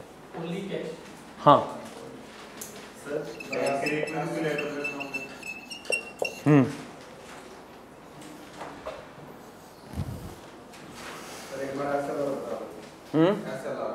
SLR कुछ नहीं है कि कुछ पैसा आपको RBI बताएगा, वहीं उन्हीं लोगों को लोन देना है, क्योंकि वो लोग हैं ठीक है। वो लोग कौन है, गवर्नमेंट, या फिर वही पैसा आप गोल्ड में डाल दो, किस लिए? सेफ एंड सेफ्टी मेंटेन करने के लिए, लिक्विडिटी मेंटेन करने के लिए, ये दो चीजों की वजह से। अब ना आरबीआई के बारे में बात करते हैं, आरबीआई की बैलेंस शीट के बारे में थोड़ा सा बात करते हैं बहुत ब्रीफली, ठीक है। हाई पावर्ड मनी की डेफिनेशन क्या करी थी आपने? It is the total liability of central bank या आरबीआई। आरबीआई की लायबिलिटी, सारी जितनी भी प्रिंटेड करेंसी है वो आरबीआई की लायबिलिटी है, क्योंकि हर नोट पे लिखा है I promise to pay the bearer this much sum of value of this much amount, ठीक है। 100 रुपए का नोट है तो 100 रुपए देने पड़ेंगे, अगर 100 रुपए का कुछ देना पड़ेगा अगर आप वो 100 रुपए का नोट आरबीआई के पास ले जाओ। 2000 का नोट आरबीआई के पास लेकर जाओगे तो आरबीआई को कुछ आपको देना पड़ेगा उस 2000 के बदले, ठीक है। तो वो जो पीस ऑफ पेपर है 100 रुपए 2000 रुपए, वो आरबीआई की लायबिलिटी है, कोई अगर उसके पास ले जाएगा उसको देना पड़ेगा कुछ ना कुछ, ठीक है। तो जितनी भी प्रिंटेड करेंसी है वो आरबीआई की लायबिलिटी है। जितनी भी प्रिंटेड करेंसी है उसका नाम क्या हमने दिया था? Monetary base high powered money, याद है सबको, ठीक है। वो क्या क्या इंक्लूड करता है? करेंसी विद पब्लिक, ठीक है, और क्या करता है? वॉल्ट कैश विद बैंक्स, बैंकों की तिजोरियों में जो पैसा है, और क्या इंक्लूड करता है? बैंक या गवर्नमेंट्स का जो पैसा है वो आरबीआई के पास कुछ पड़ा होता है, उन्होंने अकाउंट्स मेंटेन करे होते हैं, because RBI acts as banker to banks as well as governments. तो अगर वो गवर्नमेंट या बैंकों का बैंक है तो ये बैंक्स और गवर्नमेंट्स आरबीआई के पास कुछ डिपॉजिट भी रखते होंगे, वो डिपॉजिट में भी पैसा पड़ा है, और वो जो डिपॉजिट आरबीआई के पास पड़ा है इनका, वो भी आरबीआई की लायबिलिटी है। जैसे आपने जो बैंक को पैसा दिया आईसीआईसीआई को, वो आईसीआईसीआई की लायबिलिटी है, वैसे ये भी लायबिलिटी है। क्लियर? तो ये तो सारे हो गए आरबीआई की लायबिलिटी वाला पार्ट उसकी बैलेंस शीट में। अब इसको बैक करने के लिए इसके पास कुछ एसेट्स तो होने चाहिए, क्योंकि अगर इन्होंने प्रॉमिस कर दिया कि आई promise to pay the bearer इस मच, इतनी वैल्यू का कुछ, तो इनके पास कुछ तो होना चाहिए। कल को आप नोट लेके चले जाओ, आपको क्या देंगे? राइट? तो इनके पास कुछ एसेट्स होने चाहिए टू बैक दिस लायबिलिटी, है ना। वो एसेट्स क्या होने चाहिए? क्या होंगे? एक चीज, assets will always equal liability, जितनी लायबिलिटी उतना उनके पास कुछ होना चाहिए देने को लोगों को। अब वो एसेट क्या होंगे? या तो होता है उनके पास गोल्ड, ठीक है, गोल्ड में आपको पे कर देंगे, या उनके पास पड़ी होती है फॉरेन करेंसी, फॉरेक्स, या डोमिनेंट चंक जो उनके पास होता है वो क्या होता है? Government securities. आरबीआई करेंसी जो प्रिंट करता है, नई करेंसी प्रिंट करके इकोनॉमी में डालेगा, वो कैसे डालेगा? ऐसा थोड़ी है कि प्रिंट करी नई करेंसी, हेलीकॉप्टर पे चढ़ा और नीचे गिरा दी सारी, लोग जितने हैं पकड़ लो। नहीं, कैसे निकालेगा वो? इकोनॉमी में कैसे पंप इन करेगा? गवर्नमेंट एक बॉन्ड इशू करेगा, गवर्नमेंट आरबीआई को कहेगा नई करेंसी प्रिंट कर और मुझे लोन दे दे, ये ले गवर्नमेंट सिक्योरिटी, मैं तेरे को वापस कर दूंगा, ठीक है। तो आरबीआई की लायबिलिटी बढ़ गई, आरबीआई ने नई करेंसी प्रिंट कर दी, उसके बदले एसेट भी तो बढ़ गए, गवर्नमेंट सिक्योरिटी, ठीक है ना। और आरबीआई ने पैसा पंप इन कर दिया इकोनॉमी में। ऐसे पंप इन होता है, उसके पास गोल्ड है बैक करने को, उसके पास डॉलर, पाउंड, येन, स्टर्लिंग, ये सारी चीजें हैं, और उसके पास गवर्नमेंट सिक्योरिटीज हैं, गवर्नमेंट बॉन्ड्स हैं टू बैक उसकी पूरी लायबिलिटी। इस पार्ट में किसी को डाउट हो तो बताओ। आरबीआई पैसा इकोनॉमी में ऐसे पंप इन नहीं करता है, वो पंप करेगा तो वो किसी को लोन देगा, वो गवर्नमेंट को लोन देता है और गवर्नमेंट उसे बॉन्ड दे देती है। बॉन्ड याद है क्या था? पीस ऑफ पेपर, उस पे प्रॉमिस है कि इतने पैसा मैं मोड़ दूंगा, दे दूंगा आपको वापस इंटरेस्ट के साथ। तो वो हो गया इसका एसेट, इसने गवर्नमेंट को लोन दिया हुआ, इसका एसेट हो गया ये, ठीक है, क्लियर। और वो जो नए करेंसी प्रिंट हुई है वो उसकी लायबिलिटी होगी, ठीक है। अब हुआ क्या था मैं बताता हूं। डीमोनेटाइजेशन के टाइम पे ना ये सोचा गया था कि 14 लाख करोड़ की करेंसी है 500 और 1000 के नोट के फॉर्म में, ठीक है। गवर्नमेंट ने ये सोचा था कि 2 लाख करोड़ वापस ही नहीं आएगा, क्योंकि ब्लैक मनी है, लोग जला देंगे, नदियों में बहा देंगे, गद्दों में से पैसे निकलेंगे, लोगों को जलाने पड़ेंगे, ठीक है, क्योंकि ब्लैक मनी है, कहां से करेंगे। तो गवर्नमेंट एस्टिमेटेड कि 14 लाख करोड़ में से 2 लाख करोड़ तो वापस ही नहीं आना, है ना। तो क्या होगा? आरबीआई की लायबिलिटी खत्म हो जाएगी 2 लाख करोड़, पर उसके पास एसेट्स तो हैं 14 लाख करोड़ के, लायबिलिटी भी उसकी 14 लाख करोड़ की थी, पर उसमें से 2 लाख करोड़ तो वापस ही नहीं आ रहा, ठीक है। तो 12 लाख करोड़ की लायबिलिटी रहेगी और 14 लाख करोड़ के एसेट्स हैं, ठीक है, तो 2 लाख करोड़ का उस टाइम बात चल रही थी। दे सेड के आरबीआई को होएगा विंडफॉल गेन। कहीं सुना होगा, नहीं तो याद रखना, ये कहा था कि RBI will gain out of it, उसे कहते हैं विंडफॉल गेन होगा। और वो 2 लाख करोड़ का जो उसके पास एक्स्ट्रा पैसा है वो दे देगा गवर्नमेंट को। गवर्नमेंट मनरेगा में लगा देगी, सोशल सिक्योरिटी चीजों में लगा देगी, सर्व शिक्षा अभियान अच्छे कर देगी, हॉस्पिटल कंस्ट्रक्ट कर देगी। गवर्नमेंट गरीबों का भला करेगी। गवर्नमेंट के पास 2 लाख करोड़ एक्स्ट्रा आ जाएगा। ठीक है, ये सोचा गया था। हुआ थोड़ा सा उल्टा। हुआ ये कि मार्च तक गवर्नमेंट के पास सारा पैसा वापस आ गया एक्सेप्ट 40-50 हजार करोड़, और वो भी आरबीआई और गवर्नमेंट ने बंद कर दिया, नहीं हम नहीं लेते, और कि बेइज्जती हो रही है कि सारा का सारा तो वापस आ गया। As a matter of fact आज भी अपने घर में जाओगे तो कहीं घर की सफाई करना 500 और 1000 के नोट तो मिल ही जाएंगे, एक ना एक तो मिल ही जाएगा। तो ऐसे सारे लोग हैं। अभी भी बहुत सारा कैश तो वैसे ही पड़ा है जो आप दे सकते थे। दूसरा, नेपाल और भूटान में इंडियन करेंसी चलती है, उनसे तो पूछा ही नहीं, उनको भी कह दे नहीं हम नहीं लेते वापस। बेइज्जती अलग हो रही है, और ऊपर से ये भी वहम बैठ गया कि 14 लाख करोड़ से ज्यादा ही ना आ जाए। ठीक है, हम सोच रहे थे 2 लाख करोड़ का फायदा होगा, ये तो उल्टा नुकसान पड़ सकता है। ठीक है, हमने सोचा था कि पैसा वापस नहीं आएगा, तो ज्यादा आ रहा है पैसा वापस। डिमोनेटाइजेशन एक चीज होगी, एक तो वैसे ही ये मिसमैच हो जाएगा। दूसरा, गवर्नमेंट की ये जो डिमोनेटाइजेशन की पॉलिसी थी, this will be called an utter failure, है ना। कि आप सोच रहे थे ब्लैक मनी खत्म होएगा, ब्लैक मनी तो सारा का सारा वापस आ गया। बहुत से सारे लोग तो ऐसे हैं जिन्होंने डिमोनेटाइजेशन से पैसा कमाया है, कमाया ज्यादा है, खोया कुछ भी नहीं। बहुत लोग ऐसे हैं जो कहते हैं कि भला हो मोदी का, यार मेरे प्लॉट दिलवा गया, इतना पैसा कमा लिया। क्योंकि वो लोग नहीं थे जो राउंड ट्रिप कर रहे थे 10% का कमीशन रख के। 50% पे भी वो लोग, 50% तो बहुत ज्यादा है। कई लोगों ने पैसा कमाया और सारा का सारा was channelled into formal system. Informal तो रहा ही नहीं, नोट नहीं जले, जमीन में नहीं दबे, नदियों में नहीं बहे, कुएं में नहीं गिरे, सारा बैंकों में गिर गया, सारा का सारा पैसा। तो ये जब आप सुनते चीज तो पता ना चलता कि कैसे आरबीआई को कैसे फायदा होगा विंडफॉल, ऐसे फायदा होगा। ये आरबीआई की बैलेंस शीट होती है। And assets always equal liabilities. ठीक है जी, क्लियर। फॉरेन करेंसी रखते ही हमारे पास फॉरेक्स रिजर्व पड़ा होता है 410, अभी पता नहीं है 400 बिलियन डॉलर्स का हमारे पास फॉरेक्स रिजर्व पड़ा है, वो भी रखते हैं हम। ठीक है, वो भी एक एसेट है अपने पास, और उसको बैक करने के लिए हमने करेंसी इशू करी हुई है। ठीक है, क्लियर। सर एक ये भी चीज सुनने में आई थी डिमोनेटाइजेशन के टाइम पे कि जो सर्कुलेशन में नहीं था पैसा, तो वो सर्कुलेशन में आ गया था। उसका मतलब क्या था? वो तो लोगों ने रखा हुआ था स्टोर करके, सर्कुलेशन में था ही नहीं, पर सबने बाहर निकाल दिया, बैंकों में जमा कराना किसी भी जुगाड़ से, किसी भी तरीके से। किसी के एग्रीकल्चर लैंड है, एग्रीकल्चर इनकम पे टैक्स नहीं लगता, तो वहां से दिखा दिया। कई तरीकों से आपने तिजोरियों में से पैसा निकाल के सिस्टम में डाल दिया, तो सिस्टम में तो आ गया। पहले डोरमेंट पड़ा हुआ था, सेव कर रहे थे आप उसे, अब सिस्टम में आ गया वो।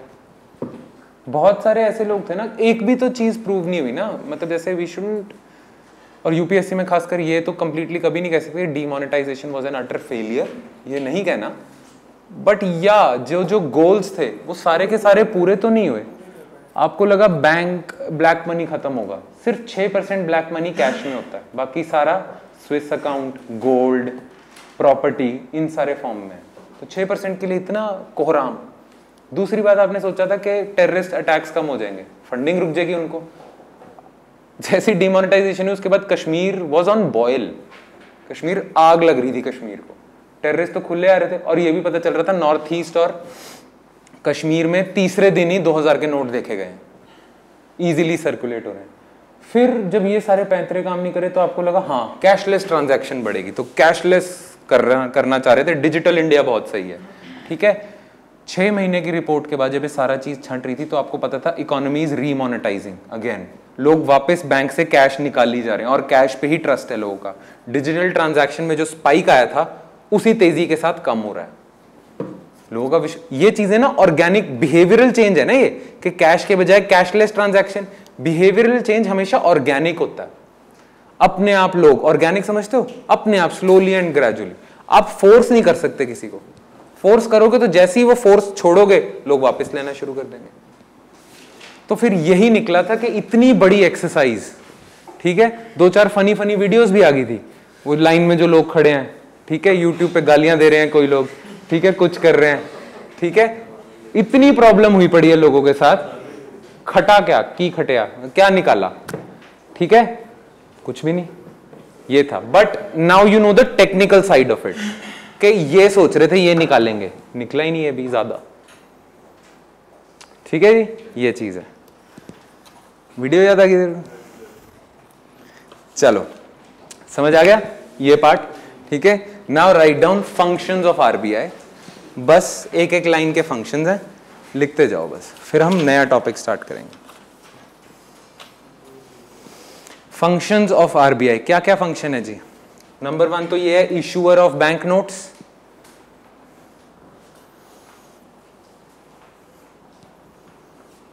है ना, बैंक नोट्स इशू करता है, issuer of bank notes. Next is banker and debt manager to the government, banker and debt manager to the government.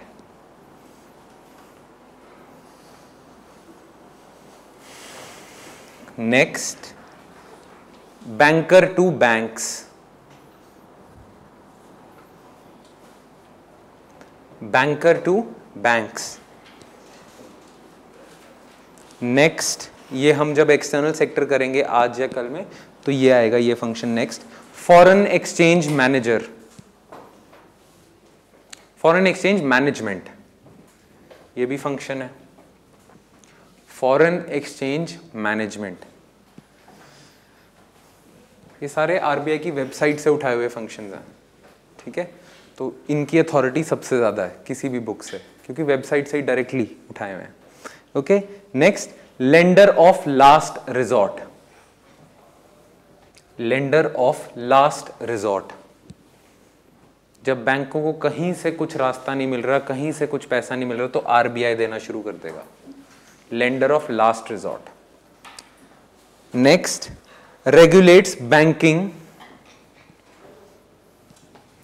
Regulates banking and other financial entities,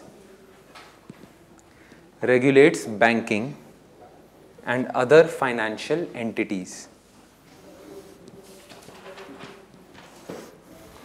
Next, entities, financial institutions होते हैं, सिर्फ bank नहीं होते credit देने वाले, बहुत सारे अलग इंस्टीट्यूशंस भी होते हैं, नॉन बैंकिंग फाइनेंस कंपनीज होती हैं, ठीक है। Next, controller of credit through monetary policy, ये तो इतनी देर से कर ही रहे थे अभी हम, credit through monetary policy, interest rate ऊपर इंटरेस्ट रेट नीचे, यही कर रहे थे, controller of credit through monetary policy. Next, financial inclusion and development, financial inclusion and development. Financial inclusion का मतलब जो लोगों के पास बैंकिंग सर्विसेज नहीं है, जो अनबैंक्ड हैं, उन्हें बैंकिंग सर्विसेज दी जाएं, financial inclusion. Formal financial sector में उन्हें इंक्लूड किया जाए, ठीक है। बैंक अकाउंट नहीं है लोगों के, जन धन योजना सुनिए, उसका मेन पर्पस क्या था? Financial inclusion. जिनके पास बैंक अकाउंट नहीं है उनको बैंक अकाउंट दिए जाए। And last, consumer education and protection, consumer education and protection. ये आरबीआई का फंक्शन लगता नहीं है, और इसीलिए अगर प्री में ऑप्शंस दिए जाएं आपको कि which of the following are functions of RBI, तो बंदा इस पे टिक नहीं करेगा, बट आरबीआई की वेबसाइट पे दिया हुआ है ये, तो ये भी फंक्शन है, कंज्यूमर एजुकेशन एंड प्रोटेक्शन, ठीक है। एक बारी गो थ्रू सारा मनी एंड मॉनेटरी पॉलिसी जो भी कल के लेक्चर में था और आज के, फिर हम स्टार्ट करते हैं next topic which is fiscal policy. Sir एक लिक्विडिटी ट्रैप है। हाँ बताता हूँ, लिक्विडिटी ट्रैप ना अभी भी छोड़ो, अभी रुको, फिर कराता हूँ, आज के लेक्चर में ही हो जाएगा, बट अभी के लिए एज ऑफ नाउ रुको।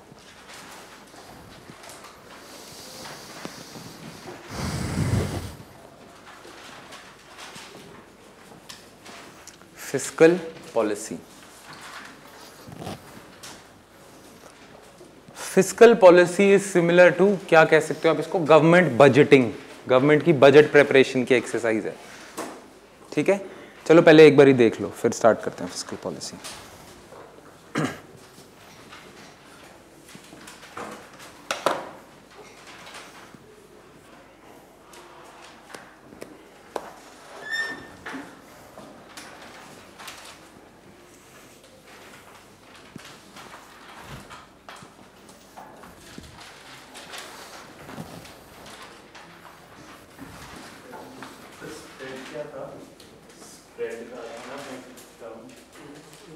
आईसीआईसीआई बैंक में आप सेविंग्स अकाउंट खुलवाते हो, कितना इंटरेस्ट रेट देते हैं आपको? 4%, पर 6% का आगे लोन देते हैं। बीच के जो 2% है वो बैंक का प्रॉफिट है, वहीं से पैसा निकालते हैं। ठीक है, दैट इज कॉल्ड स्प्रेड। चलो जी, फिस्कल पॉलिसी स्टार्ट करते हैं। Monetary policy is the domain of central bank of a country which is RBI. Fiscal policy is the domain of government. What is fiscal policy? Fiscal policy का काम है changing या accounting of expenditure and receipts. Government का expenditure और उसकी receipts, उसके पास जो पैसा आ रहा है उसको मैनेज करना इज फिस्कल पॉलिसी। अब फिस्कल पॉलिसी के बहुत सारे एम्स हैं। ठीक है, पहला तो फिस्कल पॉलिसी का एम है एलोकेशन फंक्शन। एनसीईआरटी में भी दिया होगा आपके, एलोकेशन फंक्शन।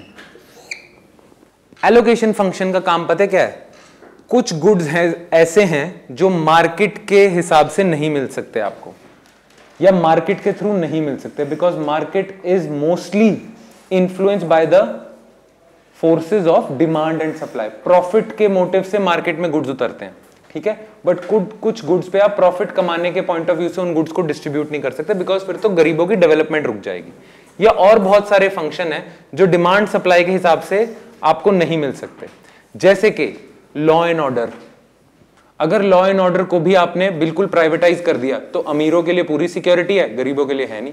पुलिस मेंटेन करती है लॉ एंड ऑर्डर, एक सर्विस है गुड्स एंड सर्विसेज। सर्विस क्या है? Law and order. ठीक है, वो आप मार्केट मैकेनिज्म के थ्रू तो दे नहीं सकते। Similarly national defence market mechanism के थ्रू नहीं दे सकते, वो बजट के थ्रू गवर्नमेंट को ही देना पड़ेगा। सिमिलरली रोड्स, ब्रिजेस, ऐसी चीजें, इन्हें कहते हैं पब्लिक गुड्स। एक होता है प्राइवेट गुड्स, एक होता है पब्लिक गुड्स।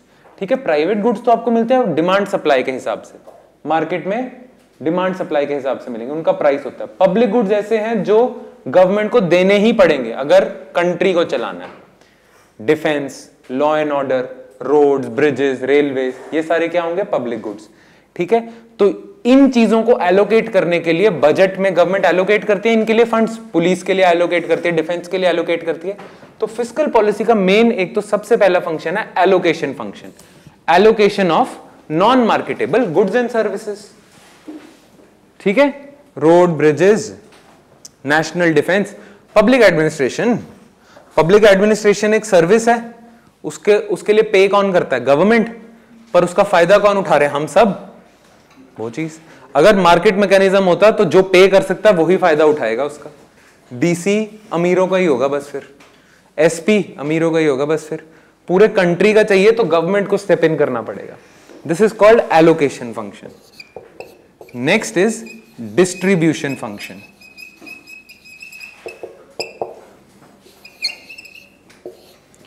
गवर्नमेंट का मेन काम है टू प्ले रॉबिन हुड।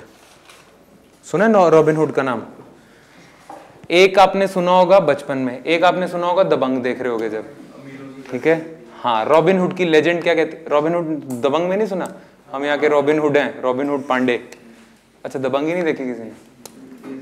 या ऐसा हो गया कि वो स्नॉबरी लेवल है कि नहीं मैं दबंग जैसे पिक्चरें नहीं देखता, मैं एलीट पिक्चरें देखता हूँ। ठीक है, Salman Khan, I don't like Salman Khan, ऐसा तो नहीं है ना? ठीक है, तो बड़ा फेमस डायलॉग था। रॉबिन हुड का मतलब क्या है? रॉबिन हुड की लेजेंड क्या थी कि वो अमीरों से पैसा चुराता था, गरीबों में बांटता था। गवर्नमेंट का भी कुछ सिमिलर सा पर्पस है। ठीक है, government redistributes income, it taxes the rich and distributes जो भी पैसा है फॉर पॉवर्टी, पुअर के वेलफेयर के लिए गवर्नमेंट प्रोग्राम चलाती है। उसके लिए पैसा कहां से आता है? रिच को टैक्स करके। तो एक तरह से इनकम रीडिस्ट्रीब्यूट कर रही है गवर्नमेंट। तो ये गवर्नमेंट का क्या हुआ? Distribution function, so that economy में इनइक्वालिटी बहुत ज्यादा बढ़े ना। So this is distribution function. ठीक है, कोई डाउट इसमें? सिंपल सी बात है ये तो। Through its policy of taxation and transfer payments, ये लिख ही लो, government redistributes the income of the nation. Through its policy of taxation and transfer payments, government redistributes national income।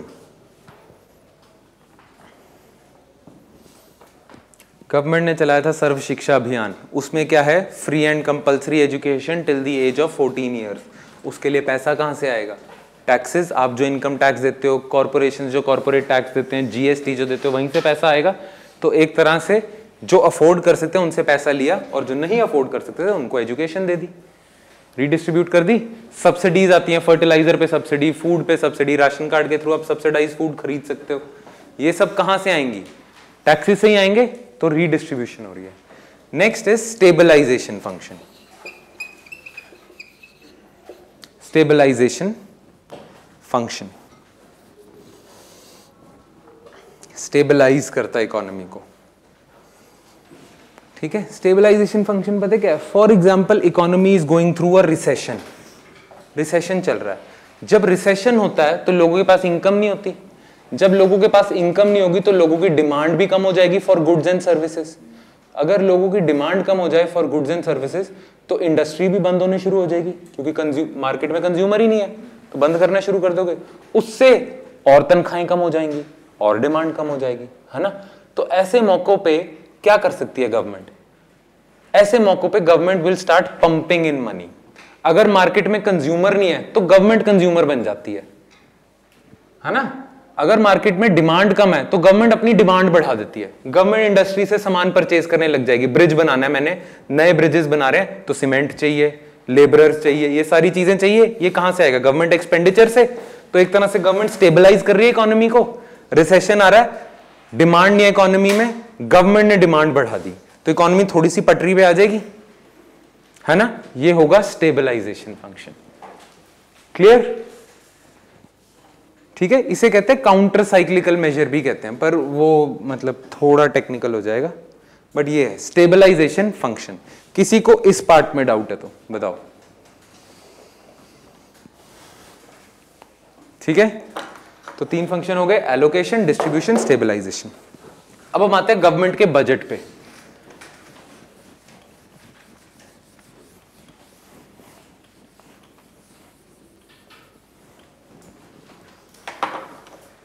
अब बता, गवर्नमेंट का budget is a constitutional provision, constitution में mentioned है under article 112। ये मेंशन है कि government will prepare it's statement of expenditure and receipts.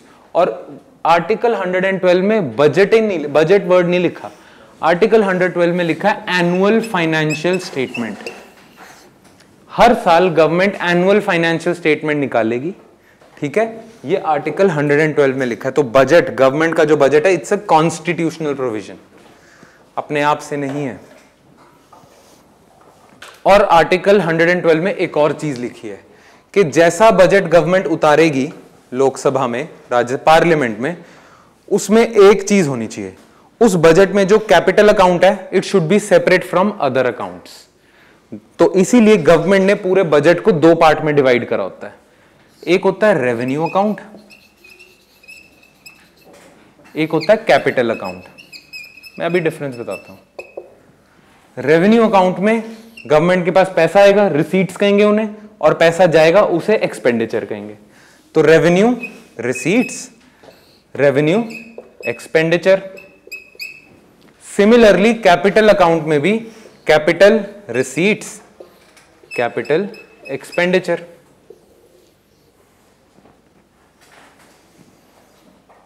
ठीक है जी। अब हम पहले देखते हैं रेवेन्यू अकाउंट को, फिर कैपिटल अकाउंट को देखेंगे। रेवेन्यू अकाउंट और कैपिटल अकाउंट में एक मेजर फर्क यह है कि it is non redeemable account. मैं आपको कुछ सामान बेचता हूं और आप मुझे पैसे दे देते हो, बस ट्रांजैक्शन खत्म और कुछ नहीं होगा आगे। कैपिटल अकाउंट अलग है। आप मेरे को लोन देते हो तो हमारी ट्रांजैक्शन अभी खत्म थोड़ी हुई है, हमारी ट्रांजैक्शन अभी भी है। जितने साल का लोन दिया है मैं उतने साल तक हमारी ट्रांजैक्शन ऑन है, ठीक है। आपने अभी मुझे पैसा दिया पर ये पैसा वापस आएगा, राइट। तो रेवेन्यू अकाउंट है एक बारी खत्म। कैपिटल अकाउंट है आप इन्वेस्ट करते हो तो आपको प्रॉफिट आता है ना, तो इन्वेस्टमेंट्स होंगी कैपिटल अकाउंट में। आप लोन देते हो किसी को, इंटरेस्ट आता है, क्या होगा, कैपिटल अकाउंट में। तो ये फर्क है, ठीक है। तो पहले देखते हैं हम रेवेन्यू अकाउंट को।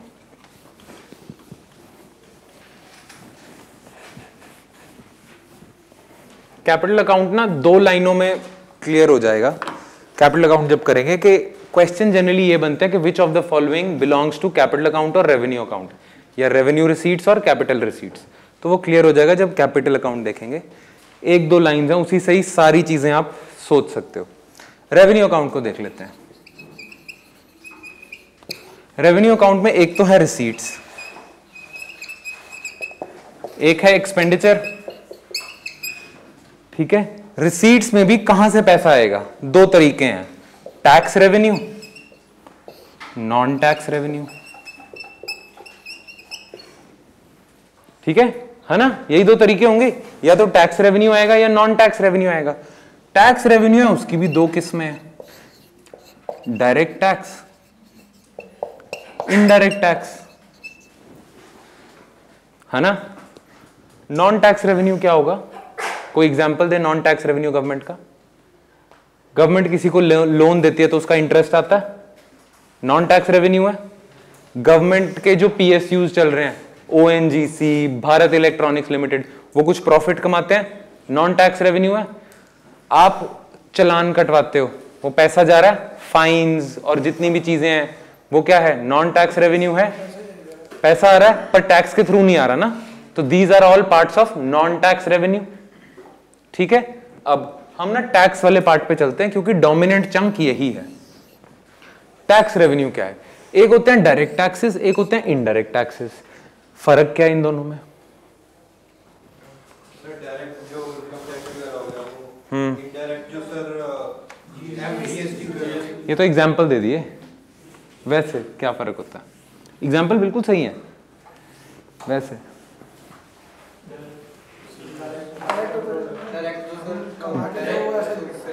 देते हैं और इंटरनेट होता है कि हम लेना ही लेना है, मतलब आपको सामान दोगे तो उसमें फिर आपको जीएसटी तो देना है। और इनडायरेक्ट टैक्स होगा जिस पे चोरी चकारी कर सकते हो, बचा सकते हो।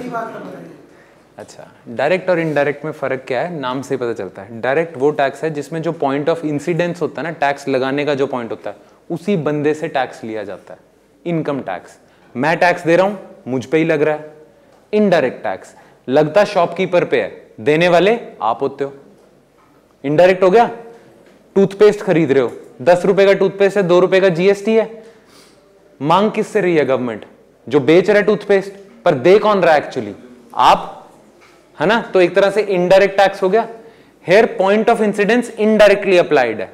डायरेक्ट टैक्स में पॉइंट ऑफ इंसिडेंस उसी पे है जिससे टैक्स ले रहे हो आप। इनकम टैक्स हो गया, आप दे रहे हो इनकम टैक्स, आप ही पे गवर्नमेंट लगा रही है। जीएसटी दे आप रहे हो, पर लगा गवर्नमेंट किस पे रही है, प्रोड्यूसर्स पे, ठीक है। क्लियर, इस पे कोई डाउट नहीं ना। डायरेक्ट और इनडायरेक्ट, तो डायरेक्ट टैक्स के एग्जांपल्स क्या हैं, लिख लो एग्जांपल्स। इनकम टैक्स हो गया, कॉरपोरेशन टैक्स हो गया,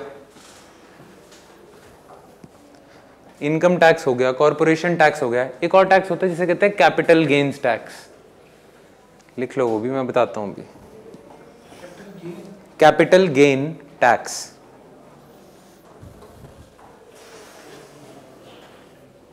ठीक है। कैपिटल गेन टैक्स क्या होता है, मैंने 1 करोड़ की प्रॉपर्टी खरीदी थी, अब वो 2 करोड़ की होगी और मैं बेचना चाह रहा हूं। मैं बेच देता हूं, मुझे फायदा कितने का हुआ, 1 करोड़ का। गवर्नमेंट कहते हैं जो आपको गेन हुआ ना कैपिटल पे आपकी, उस पे हम टैक्स लेंगे। तो आपको 1 करोड़ का गेन हुआ, उस पे टैक्स लगेगा। है तो डायरेक्ट ही, जिसने देना है उसी पे लग रहा है, तो ये हो गया डायरेक्ट। इनडायरेक्ट टैक्सेस की पहले बहुत सारी किस्में होती थी, पर अब आपके लिए फायदा है, गवर्नमेंट ने सारी चीजों को कह दिया बस। पर ऐसा नहीं है, अभी भी और टैक्स नहीं है। अल्कोहल और पेट्रोल पे लगता है एक्साइज ड्यूटी, है ना। अल्कोहल इसलिए जीएसटी के अंडर नहीं आया बिकॉज स्टेट्स है ना, स्टेट गवर्नमेंट, उनका सबसे ज्यादा रेवेन्यू ही शराब से है। स्पेशली पंजाब, केरला, इनका रेवेन्यू ही सबसे ज्यादा शराब से है। 50% ड्यूटियां लगाई होती हैं, और 50% ड्यूटी से कोई हटता थोड़ी है कि महंगी होगी अब नहीं पीते। कोई इसका ये थोड़ी है डिमांड सप्लाई ऐसे चलती है, प्राइस बढ़ गया तो डिमांड गिर गई ना। शराबी तो शराबी है, ठीक है, उसको चाहे 100% ड्यूटी लगा दो, उसने फिर भी पीनी है। तो स्टेट गवर्नमेंट्स को होता है फायदा। ऐसा इकलौती स्टेट है ये पंजाब, वैसे तो चंडीगढ़ में हम दोनों साइड हैं, पर इकलौती स्टेट है जिसमें गवर्नमेंट का एक रेस्टोरेंट है जिसका नाम ही है ग्लासी जंक्शन। अमृतसर जाते हुए हाईवे पे आता है, ठीक है, और वो गवर्नमेंट का है, किसी प्राइवेट बंदे का नहीं है, पर नाम है कि गवर्नमेंट, पंजाब गवर्नमेंट खोल रही है ग्लासी जंक्शन, ठीक है। तो उनका तो काफी ज्यादा रेवेन्यू है इससे। तो excise duty on petrol and alcohol ये नहीं है जीएसटी में, बाकी सब कुछ इनडायरेक्ट टैक्सेस आपके जीएसटी के अंडर आ चुके हैं, ठीक है। ये दो तरीके हैं। अब ना जो ये भी चीज ध्यान से रखना, there are two types of taxation systems. एक को कहते हैं हम प्रोग्रेसिव, एक को कहते हैं हम regressive.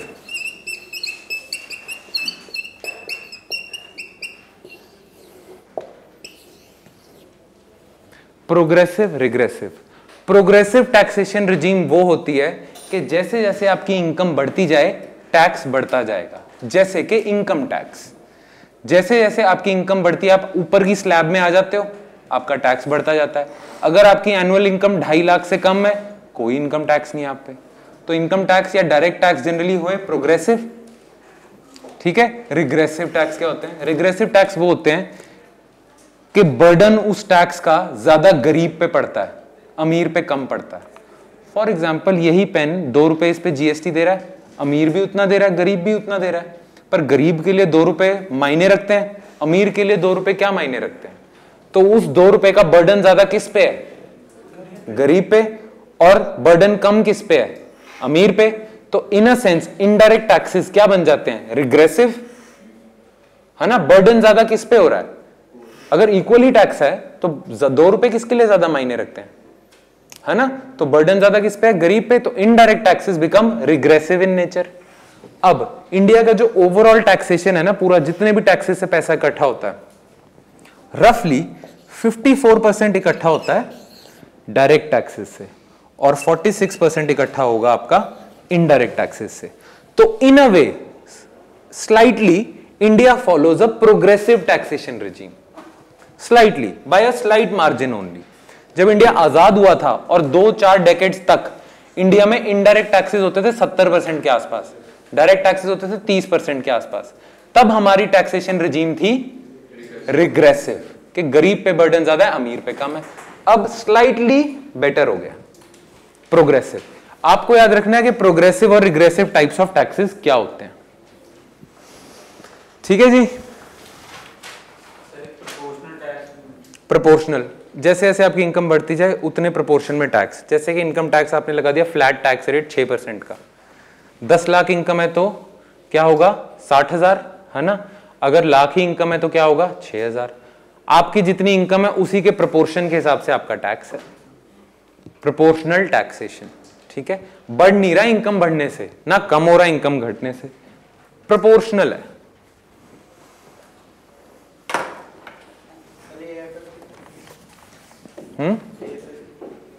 Annual financial statement, budget का कॉन्स्टिट्यूशन में नाम बजट नहीं है, एनुअल फाइनेंशियल स्टेटमेंट कहते हैं।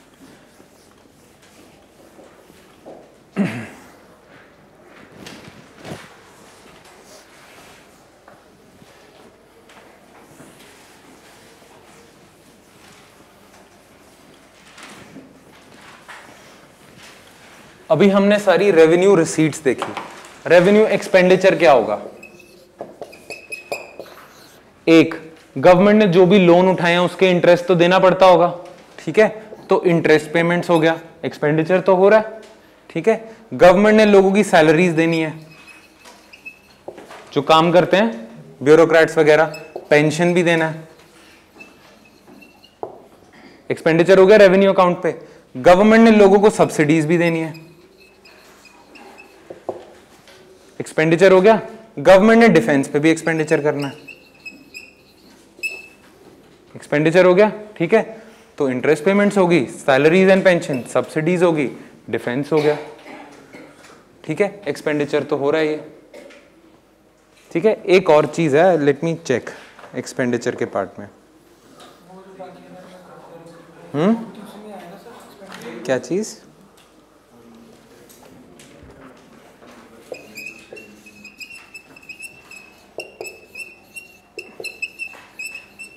ब्रॉड कैटेगरी बता रहा हूं मैं, ऐसे तो बहुत सारे हैं expenditure. Grants to states, state governments को ग्रांट देती है सेंट्रल गवर्नमेंट, तो वो भी उसके एक्सपेंडिचर में है, रेवेन्यू अकाउंट में होगा वो, ठीक है। क्लियर? पहले क्या होता था, पहले ना आपको एक और चीज याद रखनी पड़ती थी, एक्सपेंडिचर अकाउंट में गवर्नमेंट क्या करती थी, प्लान्ड और नॉन प्लान्ड एक्सपेंडिचर भी करती थी। पर जब से प्लानिंग कमीशन खत्म हो गया, वो प्लान्ड और नॉन प्लान्ड की कैटेगरी खत्म कर दी। प्लानिंग कमीशन का काम क्या था, 5 ईयर प्लान बनाना, पंचवर्षीय योजना, ठीक है। अब जब प्लानिंग कमीशन ही नहीं रहा तो 5 ईयर प्लान नहीं रहा। 5 ईयर प्लान में जो खर्चा होता था उसको आप प्लान्ड एक्सपेंडिचर में डालते थे, और 5 ईयर प्लान के अलावा जो खर्चा होता था उसे आप नॉन प्लान में डालते थे। अब वो कैटेगरी ही नहीं रही जब, तो प्लान नॉन प्लान खत्म हो गया, ठीक है। तो कोई जरूरत नहीं है, अब नीति आयोग है, ठीक है। चलो, ये तो हो गया आपका रेवेन्यू अकाउंट पूरा का पूरा। नेक्स्ट आ जाओ कैपिटल अकाउंट पे, और 2 स्टेटमेंट्स लिख लेना बस।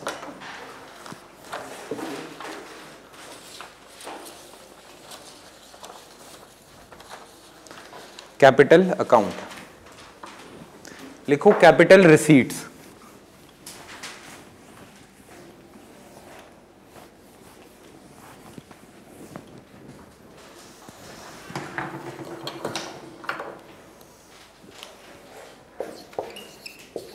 कैपिटल रिसीट्स क्या होंगी, write down, all those receipts of government, all those receipts of government which either create liability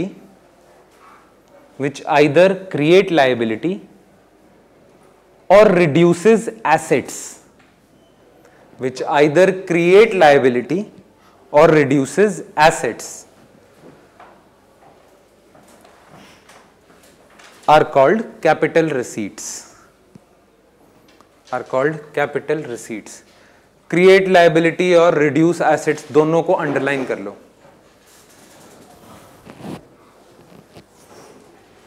which either create liability or reduce assets। Government of India को किसी ने लोन दिया, लोन तो रिसीप्ट का part है, expenditure का तो part है नहीं। अब वो जो लोन आया है, it has created a liability for government of India, तो आपकी लायबिलिटीज बढ़ गई, it becomes a part of capital receipts, liability बढ़ गई ना। सिमिलरली गवर्नमेंट क्या करे, गवर्नमेंट के पास शेयर्स हैं पीएसयूज में, गवर्नमेंट शेयर्स बेच देती है, एयर इंडिया बेच रही है अभी, ठीक है। तो गवर्नमेंट क्या कर रही है, अपने एसेट्स कम कर रही है, उससे पैसा आएगा बेचने से, एसेट को बेचने से पैसा आता है, वो क्या होगा, कैपिटल रिसीट्स। ऐसे ही रिमेंबर करना है। सिमिलरली कैपिटल एक्सपेंडिचर में भी लिख लो, बिल्कुल उल्टा है इसके। Expenditure of the government, expenditure of the government which result in asset creation, which result in asset creation or reduction in liability, or reduction of liability।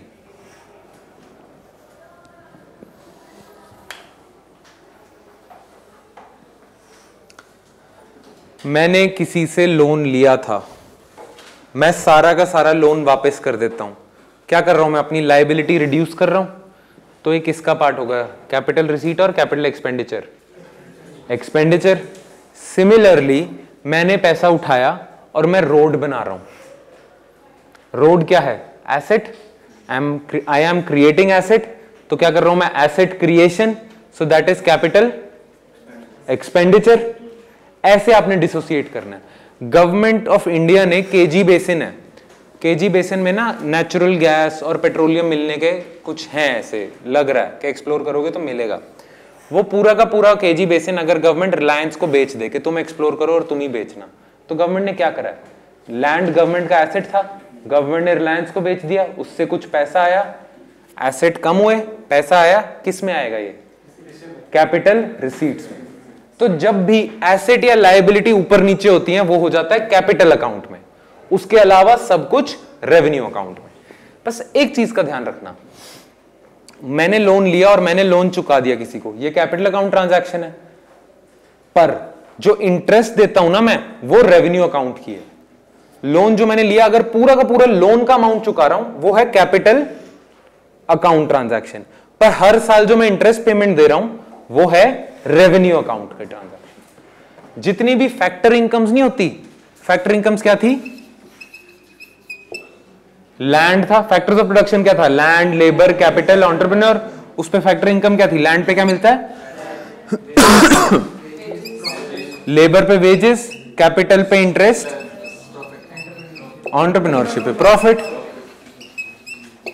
तो जो भी ये चीजें होंगी ना ये सारी आएंगी रेवेन्यू अकाउंट में, पर जो फैक्टर ऑफ प्रोडक्शन है उसकी लेन देन जो है वो तो लायबिलिटी एसेट का खेल है ना, वो सारा आएगा कैपिटल अकाउंट।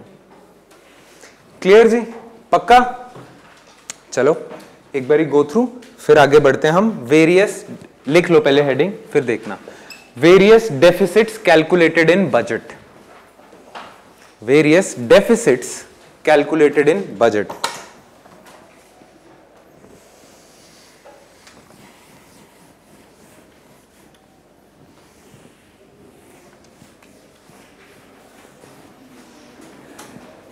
इसमें आप सीखोगे ये फिस्कल डेफिसिट, रेवेन्यू डेफिसिट, ये जो सुने होंगे टर्म्स न्यूज़पेपर में, ठीक है। Various deficits calculated in the budget.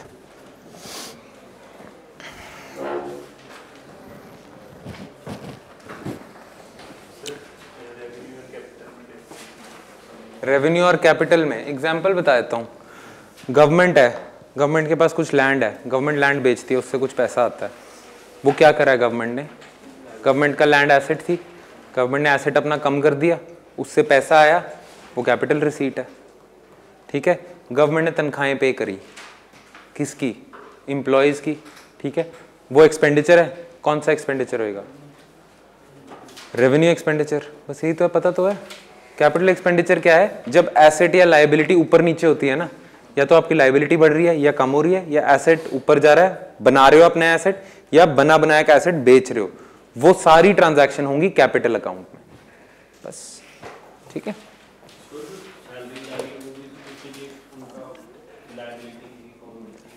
नहीं, लायबिलिटी नहीं कहेंगे उसे। सैलरीज आ रही हैं वो लायबिलिटी है गवर्नमेंट की, गवर्नमेंट की लायबिलिटी कम हो रही है उससे, ये कह रहे हो?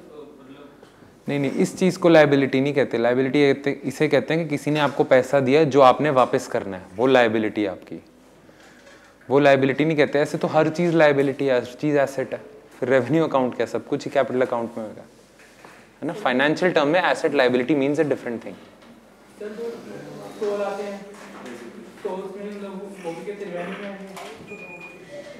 बिल्कुल, रेवेन्यू का पार्ट है।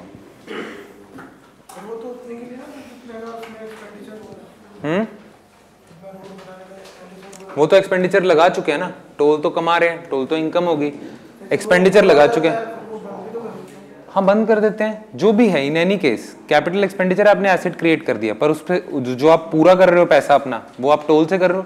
टोल आपका रेवेन्यू रिसीट है, आप रेवेन्यू रिसीट से कैपिटल एक्सपेंडिचर पूरा कर रहे हो, पर पैसा पूरा कर रहे हो। पर आपने करा क्या? एसेट क्रिएट करा, रोड बना के, हो गया कैपिटल एक्सपेंडिचर, ठीक है।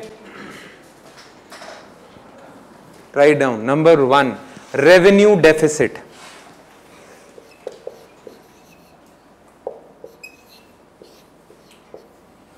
रेवेन्यू डेफिसिट क्या होगा? Deficit on revenue account. Revenue account पे जो एक्सपेंडिचर हैं अगर आपकी रिसीट से एक्सीड कर जाते हैं तो देयर इज दिस डेफिसिट। आप 100 रुपए कमा रहे हो पर आपका खर्चा 150 रुपए का हो रहा है, तो 50 रुपए का डेफिसिट रन कर रहे हो आप, है ना, उसे कहते हैं revenue deficit. So revenue deficit is equal to revenue expenditure minus revenue क्या? Revenue deficit is equal to revenue expenditure minus revenue receipts. बिल्कुल सही बात है। आपको टैक्सेस नॉन टैक्सेस से आ रहा है 100 रुपए, पर रेवेन्यू अकाउंट पे सैलरी सब्सिडी मिला मिलू के आपका खर्चा 150 रुपए का हो रहा है, ठीक है। तो आपका खर्चा ज्यादा हो रहा है, पैसे कम आ रहे हैं। कितने से कम आ रहे हैं? 50 रुपए से, दैट इज रेवेन्यू डेफिसिट। तो रेवेन्यू अकाउंट पे जो डेफिसिट चल रहा है उसे कहते हैं revenue deficit. Similarly next is fiscal deficit. Fiscal deficit, fiscal deficit क्या होगा फिर? अगर रेवेन्यू डेफिसिट रेवेन्यू अकाउंट पे डेफिसिट है तो फिस्कल डेफिसिट क्या होगा? टोटल पे होगा डेफिसिट अगर आप कुछ रन कर रहे हो। बट एक मैं आपको चीज बता देता हूं, जो आप सारा का सारा जो अभी हमने बजट बनाया था रेवेन्यू अकाउंट कैपिटल अकाउंट, अगर सारा एक्सपेंडिचर और सारी रिसीप्ट्स देखें तो वो नियरली इक्वल आ जाती हैं। तो फिर फिस्कल डेफिसिट क्या है? फॉर एग्जाम्पल मैं आपको बता देता हूं, आपका एक्सपेंडिचर हो रहा है ओवरऑल अकाउंट पे कैपिटल रेवेन्यू सारा, आपका एक्सपेंडिचर हो रहा है 150 रुपए और आपके पास सारा पैसा आ रहा है, अभी तक लोन नहीं गिन रहा मैं, ठीक है, आपके पास पैसा आ रहा है 100 रुपए, 50 रुपए की शॉर्टेज है, गवर्नमेंट 50 रुपए की शॉर्टेज कहीं से तो पूरी करेगी। क्या करेगी गवर्नमेंट? लोन ले लेगी, लोन ही लेगी ना 50 रुपए का अपना एक्सपेंडिचर पूरा करने के लिए। But loans are also part of capital receipts, है ना? तो जो लोन लेंगे इस खर्चे को पूरा करने के लिए वो भी तो कैपिटल रिसीट का पार्ट है। तो जब टोटल रिसीट्स कैलकुलेट करेंगे वो भी 150 निकलेगा। तो फिर फिस्कल डेफिसिट क्या होता है? ये बात समझ आई? कि मतलब खर्चा तो उतना ही देना उसका। नहीं, खर्चा जितना है, खर्चे में जितनी शॉर्टफॉल है वो तो आप लोन लेके पूरा कर लेते हो, पर लोन ऑलरेडी कैपिटल रिसीट का पार्ट है। तो आप सारी की सारी कैपिटल रिसीट्स थोड़ी गिनोगे। आप क्या गिनोगे? आप देखोगे कि total expenditure minus non debt creating capital receipts and revenue receipts. Capital receipts दो तरह की हैं, एक तो आपकी लायबिलिटी बढ़ा देती हैं, वो क्या है? लोन्स। एक आप डिसइन्वेस्टमेंट भी तो करते हो, गवर्नमेंट की कंपनी है उसमें गवर्नमेंट एयर इंडिया बेच के गवर्नमेंट जो पैसा लेके आएगी वो नॉन डेट क्रिएटिंग है, वो डेट थोड़ी बढ़ रहा है आपका, है ना? तो वो क्या है? Non debt creating capital receipt, ठीक है। बाकी जो शॉर्टफॉल होगा वो आप लोन लेके पूरा करोगे। तो फिस्कल डेफिसिट पता है क्या मेजर करता है? फिस्कल डेफिसिट मेजर करता है total expenditure minus revenue receipts plus non debt creating capital receipts. Basically fiscal deficit हम मेजर पता है क्यों करते हैं? फिस्कल डेफिसिट गवर्नमेंट की बोरोइंग रिक्वायरमेंट्स के बारे में बताता है कि गवर्नमेंट को कितना बोरो करने की जरूरत है। तनख्वाहें ज्यादा होगी, 7th पे कमीशन आ गया, तनख्वाहें ज्यादा होगी, इतना पैसा तो आ नहीं रहा, तो कैसे पूरा करोगे? लोन लेके। लोन किसका पार्ट है? कैपिटल रिसीट्स का पार्ट है। तो अगर लोन को भी गिन लोगे और फिर एक्सपेंडिचर माइनस रिसीट्स करोगे वो तो जीरो ही आ जाएगा, इक्वली है वो। आप क्या देखना चाहते हो कि आपने लोन कितना लिया, आपकी लोन की रिक्वायरमेंट कितनी थी गवर्नमेंट की, वो पता चलता है आपको फिस्कल डेफिसिट से। टोटल एक्सपेंडिचर हमेशा टोटल रिसीट्स के बराबर होगा, जनरली होगा या थोड़ा सा ऊपर नीचे होगा, ज्यादा नहीं। बट फिस्कल डेफिसिट वो नहीं बताता आपको, ठीक है। फिस्कल डेफिसिट आपको सिर्फ बोरोइंग रिक्वायरमेंट बताता है। थोड़ा भी होगा क्योंकि आप पहले ही लोन ले लोगे ज्यादा, इतने आपके एक्सपेंडिचर थे नहीं, हल्का सा मिसमैच होगा ना, ठीक है। वैसे फिस्कल अकाउंट पे सारा का सारा बराबर होगा, बट कई बारी ग्राउंड रियलिटी में थोड़ा ऊपर नीचे हो जाता है। Non debt creating capital receipts, fiscal deficit, ठीक है। क्लियर? दो और हैं बस। लिखो effective revenue deficit. Effective revenue deficit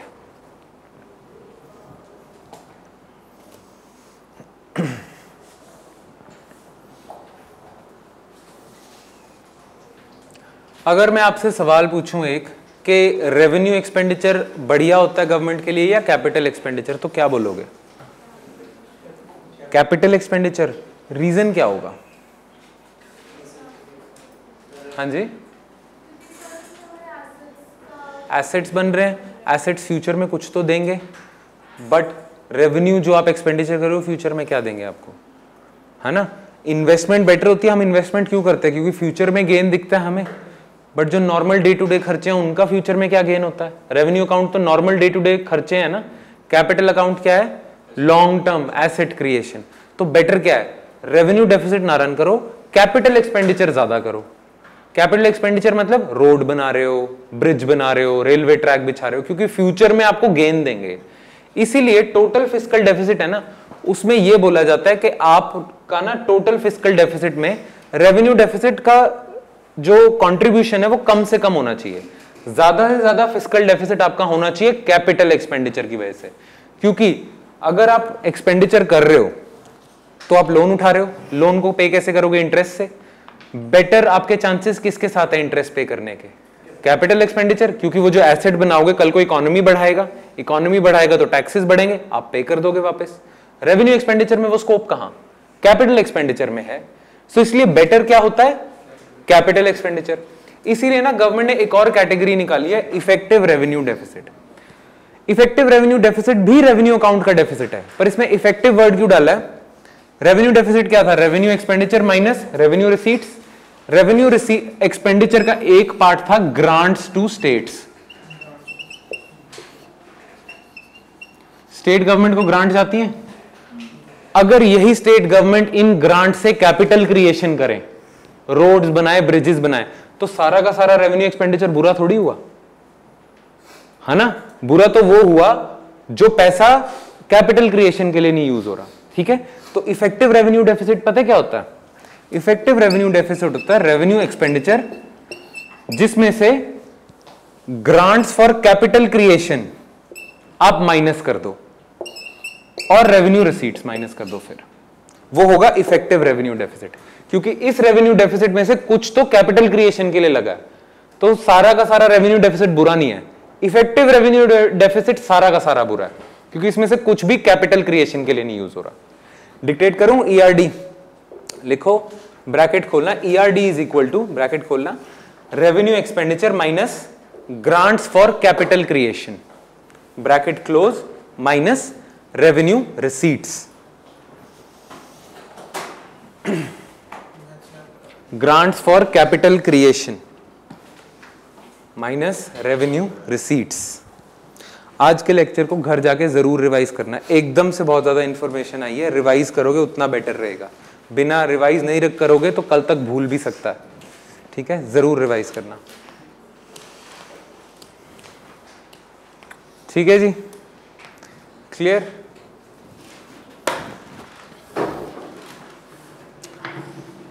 कोई डाउट इन तीनों में अभी तक? लास्ट एक डेफिसिट हम कैलकुलेट करते हैं जिसका नाम है, लिखो, प्राइमरी डेफिसिट। प्राइमरी डेफिसिट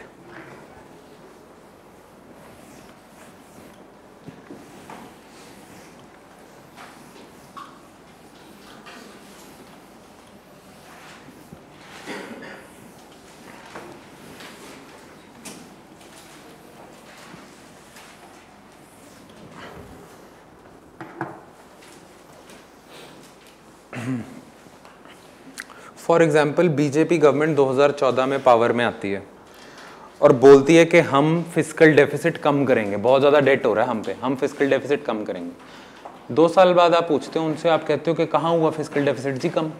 क्या आप तो बड़े वादे लेके आए थे, क्या बात बनी? फिस्कल डेफिसिट तो और ज़्यादा बढ़ गया। तो बीजेपी गवर्नमेंट कहती है कि ना क्या हुआ था, 2014 से पहले कांग्रेस गवर्नमेंट ने बहुत बड़े बड़े डेफिसिट रन करे, उसकी वजह से कांग्रेस गवर्नमेंट ने बहुत ज़्यादा डेट उठाया हुआ है, वो डेट की इंटरेस्ट पेमेंट्स हमें पड़ रही हैं। ठीक है, कांग्रेस ने जो डेट उठाया उसकी इंटरेस्ट पेमेंट्स हमें पड़ रही हैं, उस वजह से हमारा रेवेन्यू एक्सपेंडिचर बढ़ रहा है। रेवेन्यू एक्सपेंडिचर का कंपोनेंट है इंटरेस्ट पेमेंट्स, है ना? तो कह रहे हैं उस वजह से हमारी इंटरेस्ट पेमेंट्स बढ़ रही हैं, तो इसी वजह से हमारा रेवेन्यू डेफिसिट भी बढ़ जाता है और फिस्कल डेफिसिट भी बढ़ जाता है। हम इसलिए नहीं कर पा रहे। ठीक है, तो फिर बाकी लोग क्या कहते हैं? कहते हैं चल ठीक है, मान ली तेरी ये बात, हम ना तेरी इंटरेस्ट लायबिलिटीज हटा देते हैं, अब बता अब डेफिसिट रन कर रहा है तू या नहीं कर रहा, है ना? तो इंटरेस्ट लायबिलिटीज हटाने के बाद जो डेफिसिट बचता है उसे कहते हैं primary deficit. Simple. So write down, primary deficit is equal to fiscal deficit minus net interest liabilities. Primary deficit is equal to fiscal deficit minus net interest liabilities. के इंटरेस्ट पेमेंट्स को गोली मारो, उनके बगैर आप डेफिसिट रन कर रहे हो, अगर तब भी डेफिसिट बहुत ज्यादा रन कर रहे हो फिर तो आप ही की गलती है शरेआम। ठीक है, अगर आप इंटरेस्ट पेमेंट्स मिलाने के बाद ज्यादा आपकी गलती हो रही थी, मतलब इंटरेस्ट पेमेंट की वजह से आपका डेफिसिट ज्यादा था, प्राइमरी डेफिसिट इतना ज्यादा नहीं था, तो कांग्रेस की गलती मान लेते हैं फिर हम। बट एज ऑफ नाउ आपकी भी गलती है। ठीक है, क्लियर? ये हो गया प्राइमरी डेफिसिट। डन? ठीक है, एक बारी गो थ्रू डेफिसिट्स, 10-20 सेकेंड लगाओ, फिर आगे बढ़ते हैं। एक लास्ट टॉपिक, क्या हुआ? ब्रेक चाहिए? फिर हंस क्यों रहा था? 5 मिनट और लगा लो, 5-10 मिनट, क्लास ही खत्म कर देते हैं। ठीक है? हैं? हाँ, जल्दी हो जाएगी। तूने होई का व्रत रखा है, मैंने भी रखा है। मैंने नहीं रखा, मतलब घर पे तो है मेरे भी। Effective revenue deficit, revenue expenditure सारा का सारा बुरा है, मान कह रहे हैं हम ऐसे। ठीक है, पर कुछ रेवेन्यू डेफिसिट, रेवेन्यू एक्सपेंडिचर आपका स्टेट्स को जाता है, वो स्टेट्स उस पैसे से रोड्स वगैरह बना रहे हैं, कैपिटल क्रिएट कर रहे हैं, तो वो वाला पार्ट हटा दो। उसके बाद जो रेवेन्यू एक्सपेंडिचर बचता है वो तो बुरा है ना, तो उसे हम कहेंगे इफेक्टिव रेवेन्यू डेफिसिट। कि ग्रांट्स फॉर कैपिटल क्रिएशन हटाने के बाद जो डेफिसिट बचता है वो है पूरा का पूरा नॉन प्रोडक्टिव, वो है इफेक्टिव रेवेन्यू डेफिसिट। दरअसल ये कैटेगरी 2012-13 में आई थी। ठीक है, हुआ क्या था, सुनना है सुन ले। ठीक है, चलो हुआ क्या था कि गवर्नमेंट को ना मैंडेट दिया गया था FRBM के तहत कि आपने रेवेन्यू डेफिसिट अपना जीरो कर देना। हुआ था नहीं, तो गवर्नमेंट ने कहा कि चल रेवेन्यू डेफिसिट नहीं, इफेक्टिव रेवेन्यू डेफिसिट जीरो कर लेते हैं।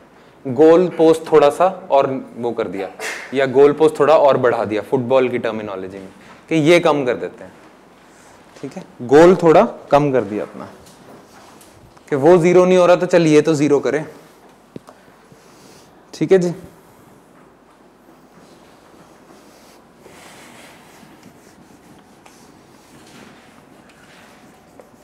अब ना बस सुन लेना,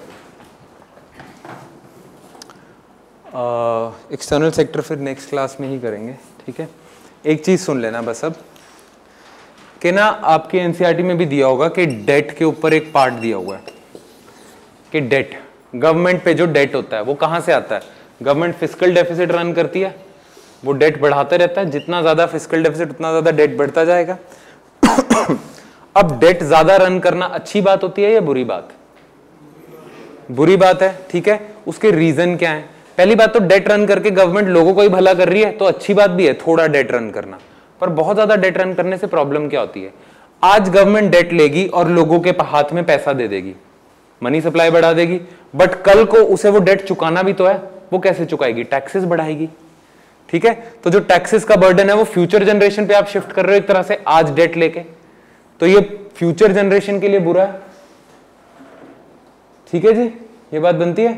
ठीक है, तो इसलिए डेट बुरा है, क्योंकि ये फ्यूचर जनरेशन के लिए क्या कर रहा है? उनकी कंजम्पशन कैपेसिटी कम कर रहा है ना।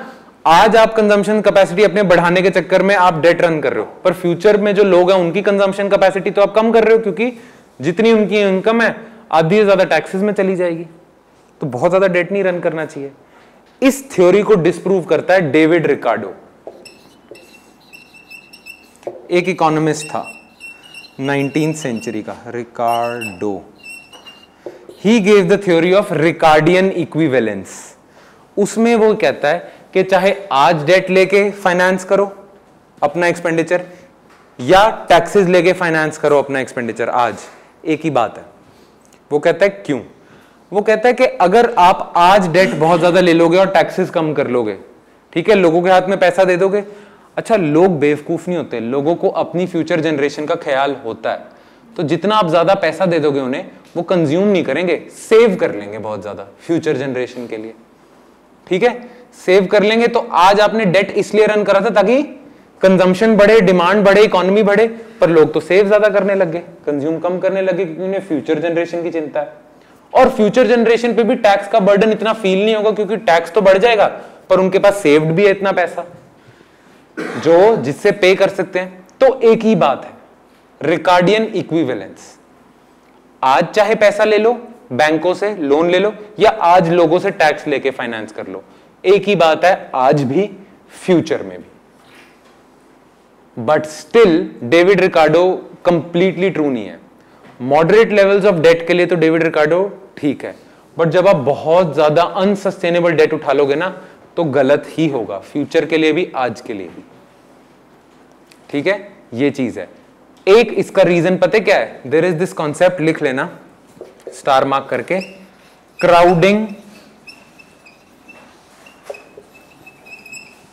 Crowding out of private investment,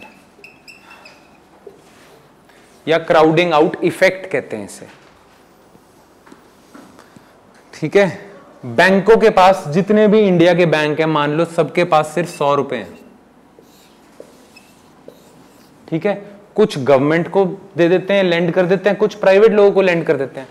पर अगर गवर्नमेंट डेफिसिट बहुत ज्यादा रन कर रही है तो गवर्नमेंट इस 100 रुपए में से, आज तक गवर्नमेंट 30 रुपए लेती थी, प्राइवेट लोग 70 रुपए लेते थे, पर अब गवर्नमेंट अपना डेफिसिट बढ़ाती जाएगी तो गवर्नमेंट की रिक्वायरमेंट बढ़ती जाएगी। गवर्नमेंट की रिक्वायरमेंट बढ़ेगी तो क्या हो जाएगा, एक टाइम आएगा कि गवर्नमेंट 70 ले रही है और प्राइवेट लोगों को 30 मिल रहा है। प्राइवेट लोगों के पास सिर्फ 30 रुपए ही हैं जो उनको लेंड हो सकते हैं।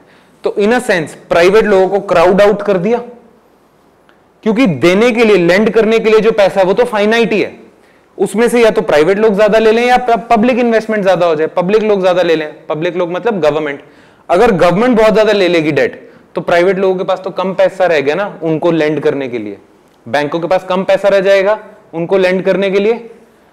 Clear? So this is called crowding out of private investment. अब प्राइवेट इन्वेस्टर जो होते हैं वो लोन लेते हैं फैक्ट्री खोलने के लिए, कोई प्रोजेक्ट चलाने के लिए, इन्वेस्टमेंट करते हैं।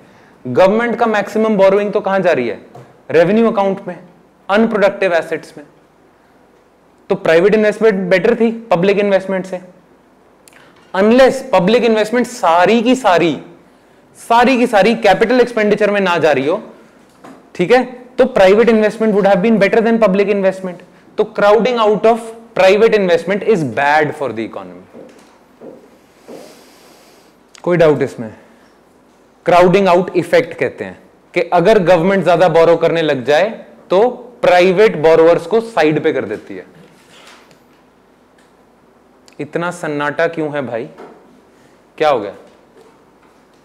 नहीं समझ आया? सारा रिपीट कर दूं, सारा का सारा? यार ऐसे ना करो यार, मेरा भी गला लगता है, हैं?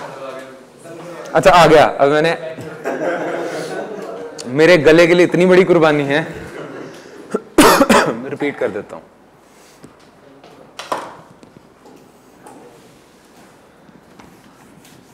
सिंपल सी बात है, दो लोग बोरो करते हैं, या तो गवर्नमेंट बोरो करती है थ्रू गवर्नमेंट बॉन्ड्स, या प्राइवेट लोग लोन लेते हैं।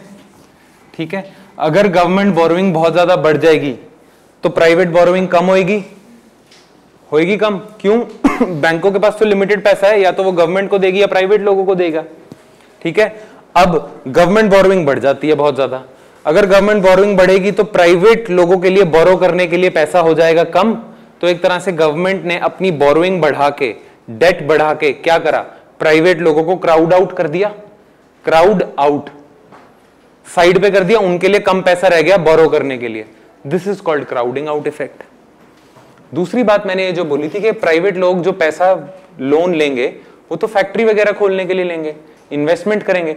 गवर्नमेंट ज्यादा से ज्यादा अपना पैसा रेवेन्यू डेफिसिट में लगा देती है।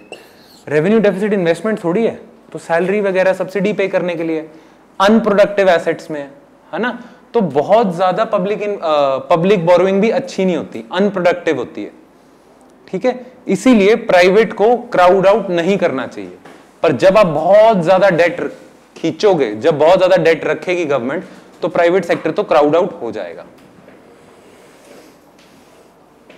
ठीक है जी, बस यही बात है। ठीक है, बाकी करते हैं कल।